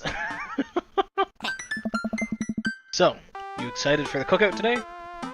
Excited to beef up my grilling skills. If there's food, I'm excited. Definitely gonna go with that first one, as my grilling skills are complete shit. So, beefing them up would be a little nice. I'll see this as a learning opportunity. If I can snake some hot grill tips, I think we can consider it a success. Do you want to meet some of the people in the neighborhood? I'll probably end up standing uncomfortably in the corner with a plate of food and hope that nobody talks to me. Dad, you're a beautiful work in progress. We will get that butterfly to emerge from the cocoon. The social butterfly. Well, we better start getting ready. We definitely don't want to be late. What? No, we have to be fashionably late. Who shows up to a cookout on time? You know what? We're going early, just because you said that. I head out the door, and Amanda reluctantly follows. We walk across the street to Joseph's house with a store-bought veggie plate. I'm a terrible cook if it doesn't involve a grill. Also, I can hear some background noise. No, that's still muted, so I don't know why that was making noise. Must have been something else. Maybe the game. I guess we're not as early as we thought we were. Joseph's backyard is already packed with people, and the smell of hot dogs washes through the air. Small children run through a sprinkler, and adults chat in small clusters. I set her veggie plate down on a table next to 2 other veggie plates. Huh. Hey, there's Joseph. I wave to get his attention. The moment he sees us, he jogs over, arms open wide. Welcome. I'm so glad you 2 are here. And you brought veggies. Let me introduce you to my family. Kids, come on over here. This is Chris, my eldest. Aw, named him after my own heart. Hi. This is Christine and Christy. Or Kristen, I guess, because it's the guy, depending on how... The male-female name changes depending on how you pronounce it. They're twins. They stare creepily and say nothing. Then, of course, there's our youngest... Krish? Wait, where's Krish? Okay. I'm wondering if that's, like, Krish? Because it's you could essentially pronounce that as Chris as well. I'm a little confused. I'm gonna go with Krish just to make it distinguish between his first son Chris and his last son Krish. We're gonna go with that. Maybe Mary put him in his crib. Oh no, it's a woman from the bar the other night. What is she doing here? Hey, it's a good thing I didn't buy her that drink. Oh, and how could I forget my lovely wife, Mary? Joseph pecks her on the cheek. She smiles. Ah, Mary, sweetheart. Did you put Krish to bed? I'll have to go look for him. What? You'll have to... Joseph takes a moment and regains his composure. Mary, this is our new neighbor, Chris and his daughter, Amanda. I'd shake your hand, but I have a glass of wine that I need to tend to. I love her. Nice to meet you, Mary, for the first time. Charmed. Well, I'll have to go over there now. Mary leaves. Oh god, this is so awkward. I wonder if Joseph knows. I wonder if Mary knows that Joseph knows. I wonder if Joseph knows that Mary knows that I know. Alrighty. It takes all my energy not to run away from the barbecue and start fresh in a new city. Aha, my wife has a wonderful sense of humor, but please, you two enjoy the barbecue. All the guys are really excited to meet you. Amanda and I mill around and try some of the food spread out on the table. I pick at some deviled eggs, best choice. Deviled eggs are fucking delicious and I kind of want some now. Amanda grabs a small paper plate and immediately begins piling it with baked goods. Ugh, I don't want to have to make friends. Come on, Dad. Who are you going to party with when I go off to school? But I don't want to have to do pleasantries. Dad. Ugh, they're going to talk about weather. Go do it. Make friends. But how could I possibly abandon my only child at a social function? That's bad parenting. This plate of cookies is my new dad. Bye. Amanda shoves me into the center of the yard. Well, here goes nothing. I look around the party, and I'm surprised to see some familiar faces. Isn't that the barista from the Coffee Spoon? Oh dang, Robert's here. Didn't that guy throw a frisbee at my head? Isn't that the guy who threw a fit in Dead Goth and Beyond? Isn't that Amanda's teacher? Eh, no, Craig. But wait a second. All these people live in a cul-de-sac? That can't be right. I'd better investigate. Ooh. So I actually get to choose. I could just eat a burger and say fuck it, not talk to any of them. But that's obviously not going to happen because I gotta go talk to Hugo. To Hugo, who's apparently chatting with Matt, who's a good choice, and our old buddy Craig. So I think that's a nice little combination there. Well, let's go hit up Hugo there. So, Matt and Hugo seem to be embroiled in an intense discussion. Craig looks on, smiling politely. I walk over to say hello. Well, I don't think it's fair to try and compare two art movements like that. Periods in art only exist because they're a unique byproduct of the social and political climate of a time and place. And to try to take something like, say, the Rococo period and compare it to the postmodernism in America, you're completely disregarding the context in which a work of art is created. Jesus fuck. I am falling more and more in love with Hugo, because even if I didn't know he was a teacher, that fucking paragraph right there screams it to a T. Matt and Hugo seem to be busy talking, seem to be so busy talking that they don't notice me. Craig leans in. Dude, I have no idea what's happening.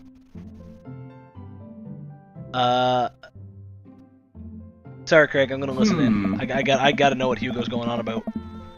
That kind of comparison just eliminates the reason art movements are so important in the first place. You're not wrong, but I think there's no harm comparing one work of art to another. You could definitely say one painting is better than another if you're evaluating technical skill from a purely formalistic standpoint. He's not wrong, but he also is. It's a hard decision to make there. If I showed you a Matisse and then some... wait, what? Matisse? I think I pronounced that right. Sure. And then something by the Dutch masters. Which one would you say shows more technical prowess? I am so lost right now. I shoot a word glance over to Craig, who returns it. Well, sure, you could say that the Dutch masters were technically more skilled, but I would argue that while the Dutch masters were better painters, Matisse had better paintings overall. I have no idea what you guys are talking about. Well, that's pretty subjective, which they're not wrong. Artists. Oh, I don't think I want to say that. I'm pretty sure if I say that, I'm gonna get some pretty dead arrows from actually probably both of them. But do I go with I don't know what you guys are talking about? Because I do know a bit of what they're talking about. Not generally the names. Like I don't really know much about the Dutch Matchers or Matisses, but I do know some subjects of art. So I'm gonna go with it's pretty subjective. How do you mean? Well, that painting of the guy with the apple in front of his face is pretty neat. Matisse rocks. That's Imagine, right? Alright, sorry. You're fine, dude. We were just discussing the importance of context when talking about artwork. Listen, all I asked was if you liked Van Gogh or Picasso better. Jesus fuck. Hugo throws up his hands in frustration. But they represent two completely different art movements. How could I possibly choose between the thick, creamy impasto of post-impressionism and the abstractionist beauty of cubism? Man, that's all way above my head. Me too. Me three, honestly. It's two different. Yes, I know it's two different forms of paintings, but you can still choose one to be favorited over the other, even though they are from different time periods. You could break it down into a classification and say that within Cubism art, that somebody is better than somebody else, and within postmodernism, somebody is better than somebody else. But you can also say that this artist in postmodernism, in your personal opinion, is better than this person in Cubism. Just depends on the way you word it, I guess. It's all good, man. The cool thing about art is that we all perceive it differently. A single piece could have a totally different effect on each person that looks at it, and that's awesome. See, that's essentially the idea of it, is everybody has their own perspective of art. So just leave it at that. Nice. Just 1 minute about that. Hugo, please. Sorry. I get really fired up about art stuff. Chris, how are you liking the neighborhood? It's pretty nice. Everybody's been super friendly. Seems like your daughter is fitting in just fine. Matt points across the yard to where Amanda, Daisy, and another young girl are playing. They're all sitting cross-legged in the grass, picking weeds and weaving them into little flower crowns. It's pretty adorable. The girl I don't recognize jogs over to us. What is it, sweetheart? It's a flower crown. I thought you'd look cute in it. Hey, yeah. Well, there's only one way to find out. Matt takes the flower crown and places it on top of his head. Hey. Am I cool now? You're girl stares at him, thinking it over. Nope. But you're slightly less uncool than you were before you put it on. Typical daughter thing to say. Ha! Hey Chris, this is my daughter. Hello. I'm Carmencita? Whatever, I'm gonna call her Carmen. Amanda comes over with Daisy in tow. Dad, look, I'm making friends. Are you making friends? You better be making friends. Yeah, actually, Amanda, you remember the cool barista from the coffee shop? And my old college friend and, your teacher? Whoa. Oh, hi, Mr. Vega. I didn't realize we were neighbors. Yes. Yep. You're still gonna get me that overdue term paper? Aww. Haha, great seeing you. Amanda finger guns her ways out of the conversation like a champ. Yes. That's my girl. She learned the finger gun move for me. I'm very proud. She's definitely a charmer. Speaking of which, where did my son go? Hugo looks around the party. He must finally spot him because his eyes go wide. Ernest Hemingway Vega, are you smoking? Ernest is holding a lit cigarette. Nope. I see Ernest across the way. He casually takes a long drag of his cigarette and then flicks it into the gutter. Unbelievable. Excuse me. Hugo, it's only a cigarette. It's gonna be fine. Yes, it's not healthy for you. Yes, you shouldn't smoke. I do not recommend smoking, folks, but it's just a cigarette. Let people have their bad habits and hopefully fix them in the future. As I say that while Jamie and Lauren are both watching and they smoke. At least I think both of you smoke. Thought you both did. I'm not actually positive on that anymore. Hugo marches over to Ernest and I turn my attention to Matt and Craig. Kids, right? Hey. Man, I do not envy Hugo. The last barbecue we had, Ernest tried to shove a sparkler down Joseph's pants, nearly burned down half the yard. Yeah, sparkler, Jesus Christ. In the barbecue we had before that, he actually burned down half the yard. And then it spread onto my lawn, and burned down half of my yard too. Hugo walks back over to us, practically dragging Ernest behind him. Okay, depending on how old this kid is, I could see maybe getting a little cranky about the fact that he's smoking. I kind of assumed he might be a little older, but he might... If he turns out to be Amanda's age, at that point it's the iffy, like, do you push it, do you not thing. But if he's younger than Amanda, then at that point it's like, yeah, kid, you really shouldn't be smoking. Hey, everybody. Sorry about that. Chris, this is my son, Ernest. Hello. Ernest looks away, sulking, his hands shoved deep in his pockets. Hugo nudges him impatiently. Hey. Nice to meet you, Ernest. What grade are you in? Does it matter? Ernest. Okay, I'm in 8th grade. God, are you happy now? I'm sure you were just dying to know. Okay, so 8th grade in the American-Canadian schooling system would make him roughly 13, 14, or 15 years old. So, yeah, he's a little bit young to be smoking. Just a little bit. I know generally at that age, that's when, at least around here in the Churro area, a lot of kids usually do start smoking. You really shouldn't at that age, folks. Wait until you're at least in grade like 11 or 12. At that point, you're 17, 18 years old, and you can actually argue it with a sound argument rather than being the whole, I'm an adult, mom and dad. Just don't do it. Bad idea. Yeah, good for you. Can I go now? I'm tired of talking to old dudes who blame my generation for the failing economy. Ouch. I don't know. Ernest. Oh yeah, because I'm totally embarrassing you. Ernest puts earbuds in and storms off to stand in the corner. Well, that was certainly something. He seems nice. Hugo puts his head in his hands and sighs. I'm so sorry. He's having a really rough time. As much as I want to be the cool dad, I have to be the authoritarian dad, and he clearly resents me for it. I mean, I think as a dad and a teacher, that's about as authoritarian as you can get. Honestly, are any of us cool dads? Is it even possible to be a cool dad? Well, I'm trying my best. What? I'm cool as a cucumber. See, that right there. You can't say that. My kids think I'm cool. But for how long, Craig? How long do we get to be the cool dads? I don't know. Yeah, sounds great. I think we just have to accept the fact that as dads, we become the machine we once raged against and accept our fate to unironically wear socks with sandals. Your kids may think you're cool now, but the moment they hit puberty, you're doomed. Amanda's 18, she still thinks I'm cool. I yell across the air to my daughter. Amanda, I'm cool, right? Amanda just laughs. She keeps laughing. I see her point. As much as we all want it, I don't think it's as important to be a cool dad as it is to be a good dad. We can't all be best friends with our kids. It just doesn't work. I mean, look at me and Ernest. And he has a point. You have to find that balance of being a good dad and a cool dad. Oh. Our job as parents is to make sure our kids turn out okay. Yeah, you're right. But it'd be nice to have it both ways.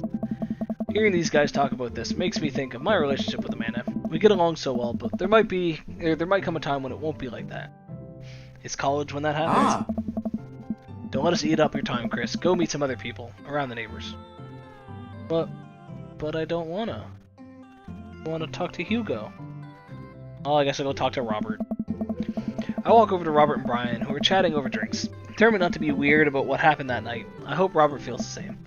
Hey, guys. Hey. Chris, how the heck are ya? Sitting in the neighborhood alright? Oh, you betcha. Got the living room in order, at least. That's great to hear. I've been doing some living room work as well. Finally got the 50 inch in there. The game looks pretty great in high def. Oh boy. Chris, have you met Robert yet? Yes, I believe we met briefly. Hey. Robert takes a long sip of whiskey. Robert robotically extends a hand. I shake it as he stares unblinkingly into my eyes. Oh god, what does it mean? How's it going? It's good? Robert focuses on the whiskey he's holding. He takes a long sip. Great. Look at my friends becoming friends. Us dads gotta stick together, you know. Us dads? Robert has a kid? Oh, I didn't know he had kids. Robert continues to stare at me. Jesus, does this guy ever blink? Yup.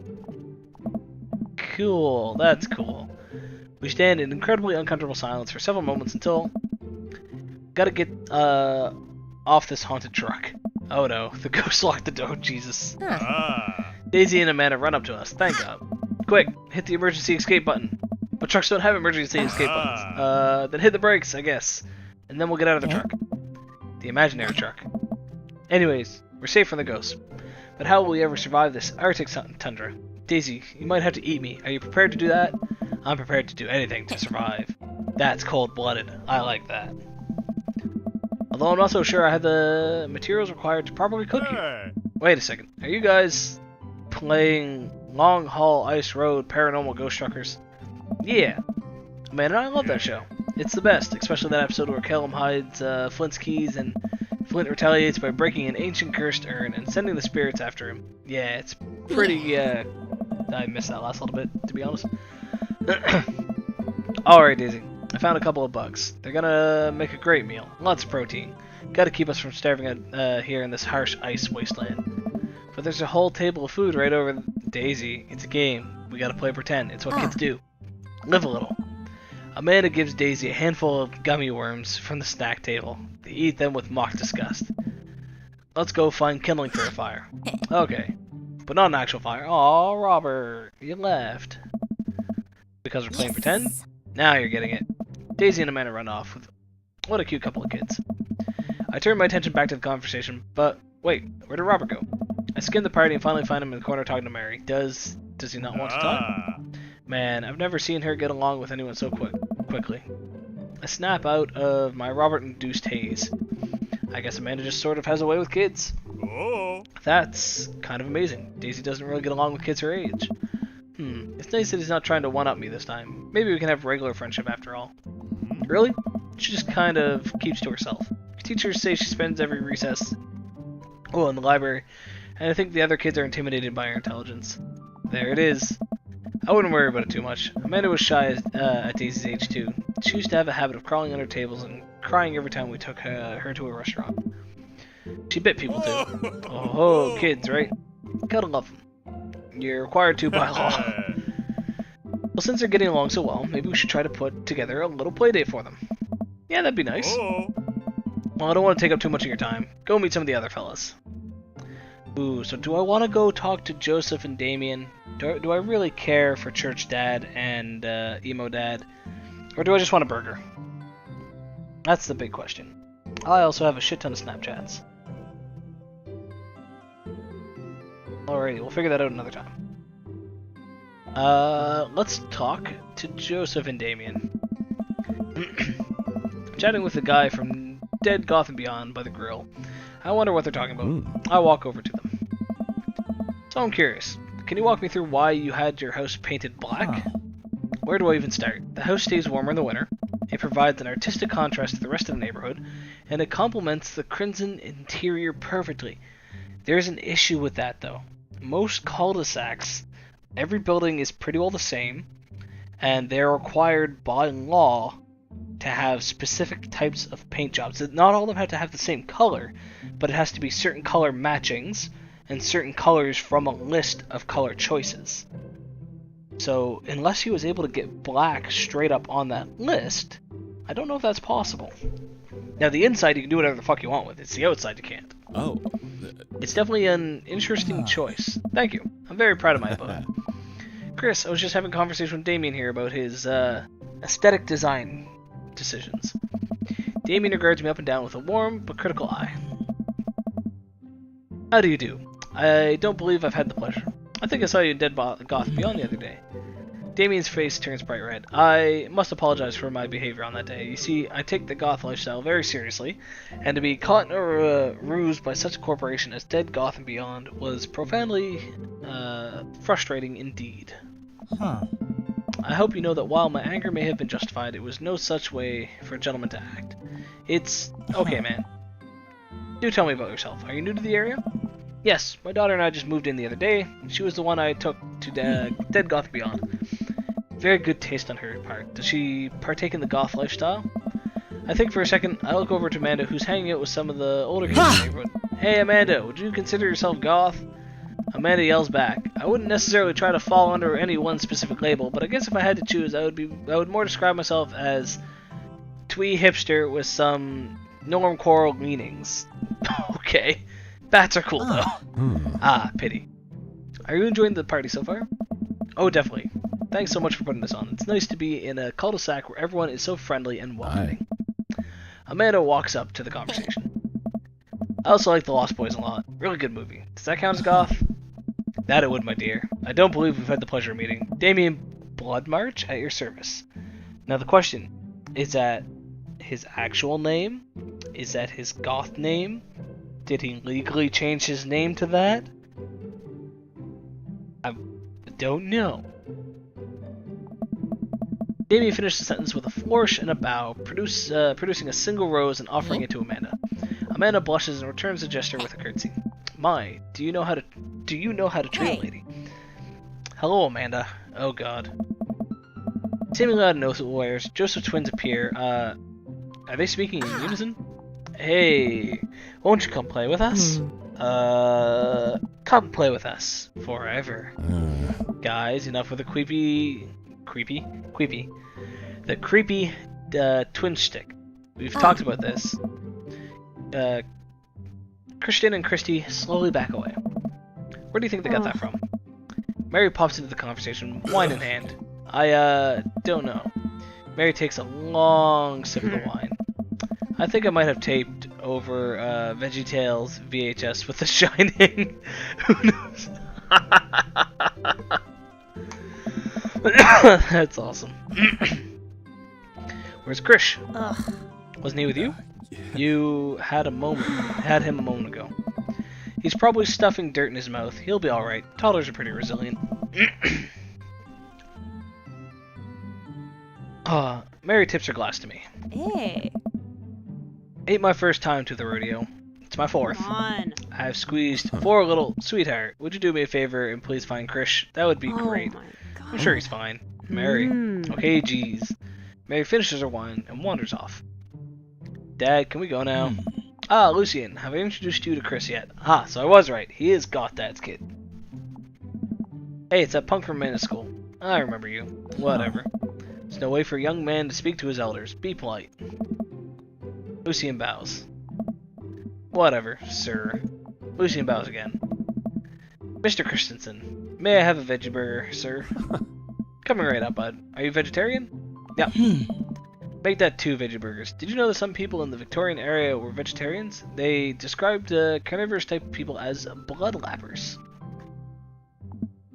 It's actually kind of interesting seeing the two of them together. It's like you got the old style Count Dracula, Victorian era goth type thing going on, and then you have like the new age haircut, white, piercings, just kind of belty, you know, the newer age goth emo thing and the older age gothy emo thing.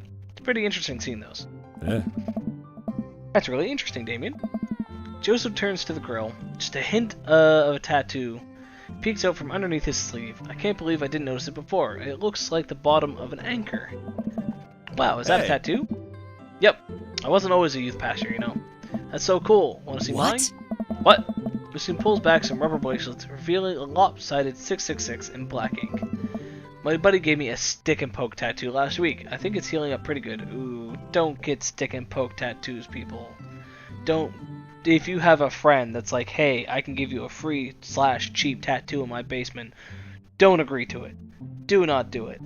Put the money out if you're going to get a tattoo for an actually good tattoo, because your friend in a basement is going to create something that looks probably like a piece of shit. So don't do it. Please. Just don't. Lucian. We'll talk about this later. That's pretty cool. What's the significance of the tattoo? I don't know. I just thought it looked sick. Well, in my opinion, the only reason you need to get a tattoo is because you want one. Careful though. That number carries weight. Man, Joseph is a way cooler youth pastor than I thought. I just figured youth pastors popped out of the womb with a Bible. I wonder what he did before preaching. Without further ado, let's work some magic. Joseph closes his eyes, takes a deep breath, and gets to work. With the greatest of ease, he sets patties on the grill, flourishing as he flips his spatula in the air. It's easily some of the best grill work I've ever seen. You guys think that my first time in front of a grill? He's working faster now, effortlessly tossing cheese onto patties and perfectly grilling onions on the side. One after another, the dads take notice and crowds around Joseph to admire his masterful technique. Probably didn't know this, Chris, but Joseph's known around here for his grillmanship. He's ungrillable. I can't just know. I tried to get on his level, but I just can't catch up. Jesus Christ, people. Let us keep studying. He has a rare quality about him. Why should we keep talking about this? Can't we just appreciate the artist? I've never seen him make a mistake. Hey! Okay, we need to stop. This is getting too cheesy. Please stop. Thank you, Amanda. Vic doesn't approve of my stream. Too bad. Vic's gonna have to deal with it. All the children at the party boo the glorious display of puns in unison. Alright guys, the food's ready. Please form an orderly barbecue. Amanda groans. We all grab our food and hang out, enjoying perfectly cooked cheeseburgers. Fuck all those puns, god damn it. Man, it's so wild how all of us dads live in the same cul-de-sac. Kinda nice, isn't it? It feels like there's a real community here. Totally helps when you're just a single dad trying to raise a kid. We're happy to have you here, man. I think you're gonna like this neighborhood a lot. Plus, Amanda seems to be getting along with all the other kids. If she decides to get into the babysitting game, she'll really make a killing. Hey, why don't you add us all on Dad Book? Dad Book? Yeah, it's a great social network for dads to keep in touch with each other. We're all on it, so if you ever need to reach out to anyone, that's the simplest way to do it. Sorry, I'm just an old-fashioned dad. Social media goes over my head sometimes. Don't worry, Pops. I'll help you figure it out. The rest of the barbecue goes smoothly. We all trade stories and drink beers as our kids play on the lawn. Amanda breaks up a fight between Carmen and those weird twins. I think they wanted her soul. Oh, got another achievement. And what would it be that you're wondering, Vic? Please, ask questions. This game is actually a lot better than I thought it was going to be, and I'm really invested, and I'm probably going to play this through numerous times to get all the different options. Amanda and I walk back to our place as the sun sets over the neighborhood. Pretty fun party, don't you think? I mean, I got a burger in me. I feel like I was at a networking event. Wish I could have been playing Paranormal Ice Road Truckers. You and Daisy seemed like you were having a way better time than I was. Because we were. Well, hey, at least you met some other cool dads. You should hit them up on Dad Book. Maybe I will. If I ever figure out how social media works. I have a good feeling about this place. Me too, Dad. Amanda and I arrive at home with remnants of our veggie plate. Seems like nobody was really into the cauliflower. Any big plans for this evening? Actually, yeah, I'm going out with some friends. Oh, is that okay? Of course. Just keep me posted and be home before midnight. You got it. And be careful. I will. Make good choices, of course. And call me if you need anything. Dad, you're not gonna do the thing where you wait silently for me to come home in the living room with all the lights off, are you? What? No, I've never done that, and I never will do that. Kate, do you have any plans tonight? My plans were kind of to eat ice cream and watch TV with Amanda, but I'll find something to do. I'm gonna work on some stuff, see how long I can sleep through. Throw a party, ooh. Maybe I should throw a party, folks. But I'm not going to. I'm gonna work on some stuff. You know, dad stuff. I'm just relaxing tonight. Have fun, okay? Great. See you later. I watch Amanda drive off into the night. I really do hope she has some fun. I plop down in front of the TV and turn on some Wine and Dine Mastermind with celebrity chef Gavin Chipman. Looks like Gavin's making a roasted rack of lamb with rosemary mashed potatoes. I'd love to be able to cook like that. Although I think if I was actually good at cooking, I'd use my powers for evil. Like just making baked Alaskas all day instead of any food for real nutritional substance. Man, Gavin Chapman just caught that thing on fire, but he meant to do it. What a professional. I lose track of time as I blaze through several episodes of Wine and Dine Mastermind, and also one episode of some cooking show called Meat Hell. Not even sure what that one was about. It was just a lot of yelling. I glance at my watch. Man, it's almost midnight. I should check in with Amanda. I send a text. Hey kiddo, you good? Wander to the kitchen as I wait for a reply. Amanda's phone is almost always in her hand, so I'm sure she'll respond soon. Unless she's driving home now. In which case, I hope she doesn't respond soon, because I definitely taught her better than to text and drive. Exactly, folks. Do not text and drive. Not worth it. I've seen plenty of people getting taxed because of it before. So yeah, don't do it. Reach into the freezer and grab an ice cream sandwich. It's a little late for this, but I think I earned it after a long day of socializing. I check my watch again. And then my phone. Nothing yet. Okay, see, now I'm worried. Do I call her? Do I call the cops? No. It's too soon for that. I'll just send her a gentle reminder text. What's up? Half an hour passes. Now I'm really worried. The episodes of Gavin Chapman's Meat Hell are not only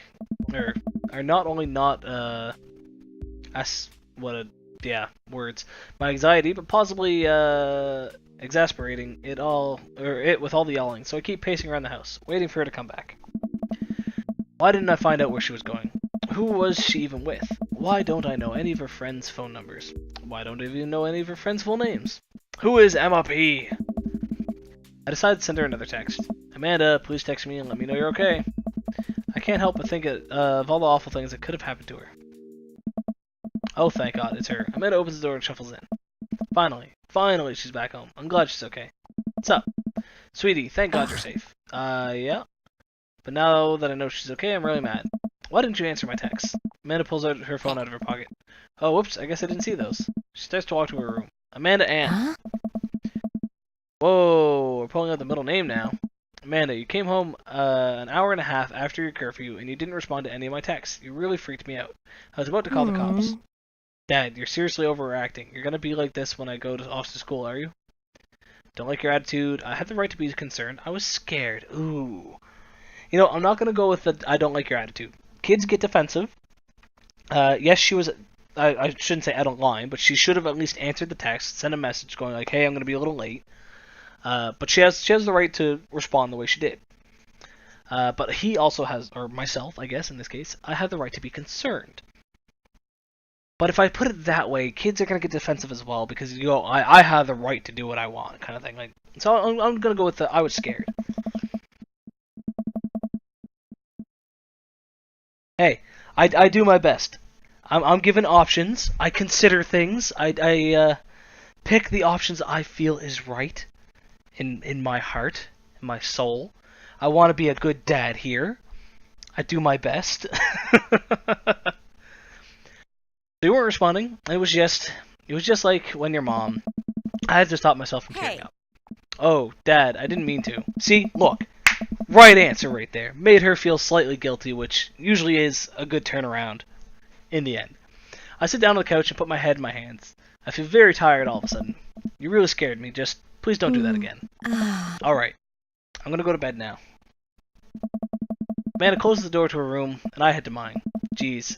As I'm falling asleep, one thing she said keeps echoing in my mind. You're not gonna be like this when I go off to school, are you?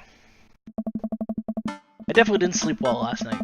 I brew some strong coffee and make some scrambled eggs for Amanda as a peace offering. She eventually wanders into the kitchen. Hey, I thought about what you said last night. I should have texted you. I said I was gonna do it, and I didn't. I honestly just didn't even think about it. I'm really sorry, Pops. I won't do it again.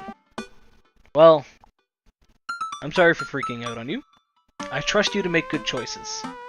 I'm not just gonna say good. Again, it's the whole father-daughter relationship. You don't just demand things right off the bat, right off the get-go. But I do trust her. I trust Amanda. She's a good kid. You saw how she was acting with all those other kids. So I'm gonna say I trust you to make good choices. I also thought about it, and I'll try to give you your space from here on out. I gotta trust you, or trust that you can take care of yourself. Team Lee, Team Lee. Amanda gives me a hug. Want some eggs? You know it. Sprinkle some cheese on them. You know, see, honestly, if I was a father, this is the type of relationship I would want with my kids. I would want to be worried for them when I need to be, but trusting them in the sense that they have that space to do what they want. And I'd hope that my kids would act like Amanda does, where hopefully they would send me a message beforehand going, hey, sorry, I'm going to be late. But if not, that it comes out like this. Yeah. Bless you. Amanda scarfs down the eggs, and the time it takes me to wash the pan. Alright, I'm off to school. Smell you later. Wait, one more thing before you go. What? What's Dad Book? Aww. It's a social media platform. Wait, what? What's a social media platform? Dad, I have to go to school. Come on, Amanda. I'm an old man. I can't put together a Dad Book profile on my own. Alright, I'll help you. I'll help you sound interesting on the internet. Dad. Amanda spends the next couple of minutes setting up my profile on Dad Book, which, as it turns out, is a place where dads can get together and talk about fatherhood. Alright, Pops. We gotta fill out your profile. Let's get some likes and dislikes. On a Friday night, you are most likely to polish and sort my coin collection, Netflix and grill, baby, fall asleep watching the History Channel, torment my children with dad puns, sink into blissful oblivion, go to sleep. So, I feel like depending on the answer I choose here is gonna gear us towards a specific dad. This one is probably the one I want to pick for Hugo. But honestly, this is kind of the one that I want to choose. Because dad puns are best puns. Oh, but do I choose Hugo? Or do I choose dad puns? I gotta go with Hugo. I gotta get in with Hugo. Gotta do this. If you had one thing to take with you onto a desert island, what would it be?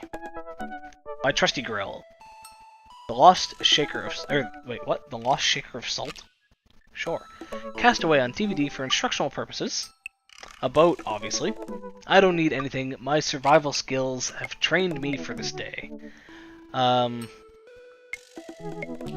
I actually, would I be able to use an instructional DVD of Castaway? Like, if all I had was the DVD and no player TV, that doesn't really do me very well, does it? But I feel like I would also answer a boat. Because why the fuck wouldn't you take a boat? Just to leave. So, a boat. What are your turn-ons? I'm pretty sure it's Robert. Thank you very much, and that's strong, strong whiskey. Strong dad arms. Tennis shoes with long white socks. A well-manicured lawn. Street smarts. Top-tier grillmanship. And comfortable with crying. I'm gonna have to go with strong dad arms, because you know, those muscles. Can't cuddle without them. What did you want to be when you grew up? Technical writer for manuscripts and instructionals. Salty boat captain. Pro skater who is also an astronaut. A good father.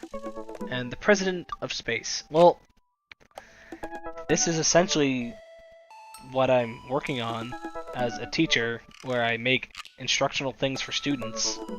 Or in the future, I could actually be creating, shit, what are they called?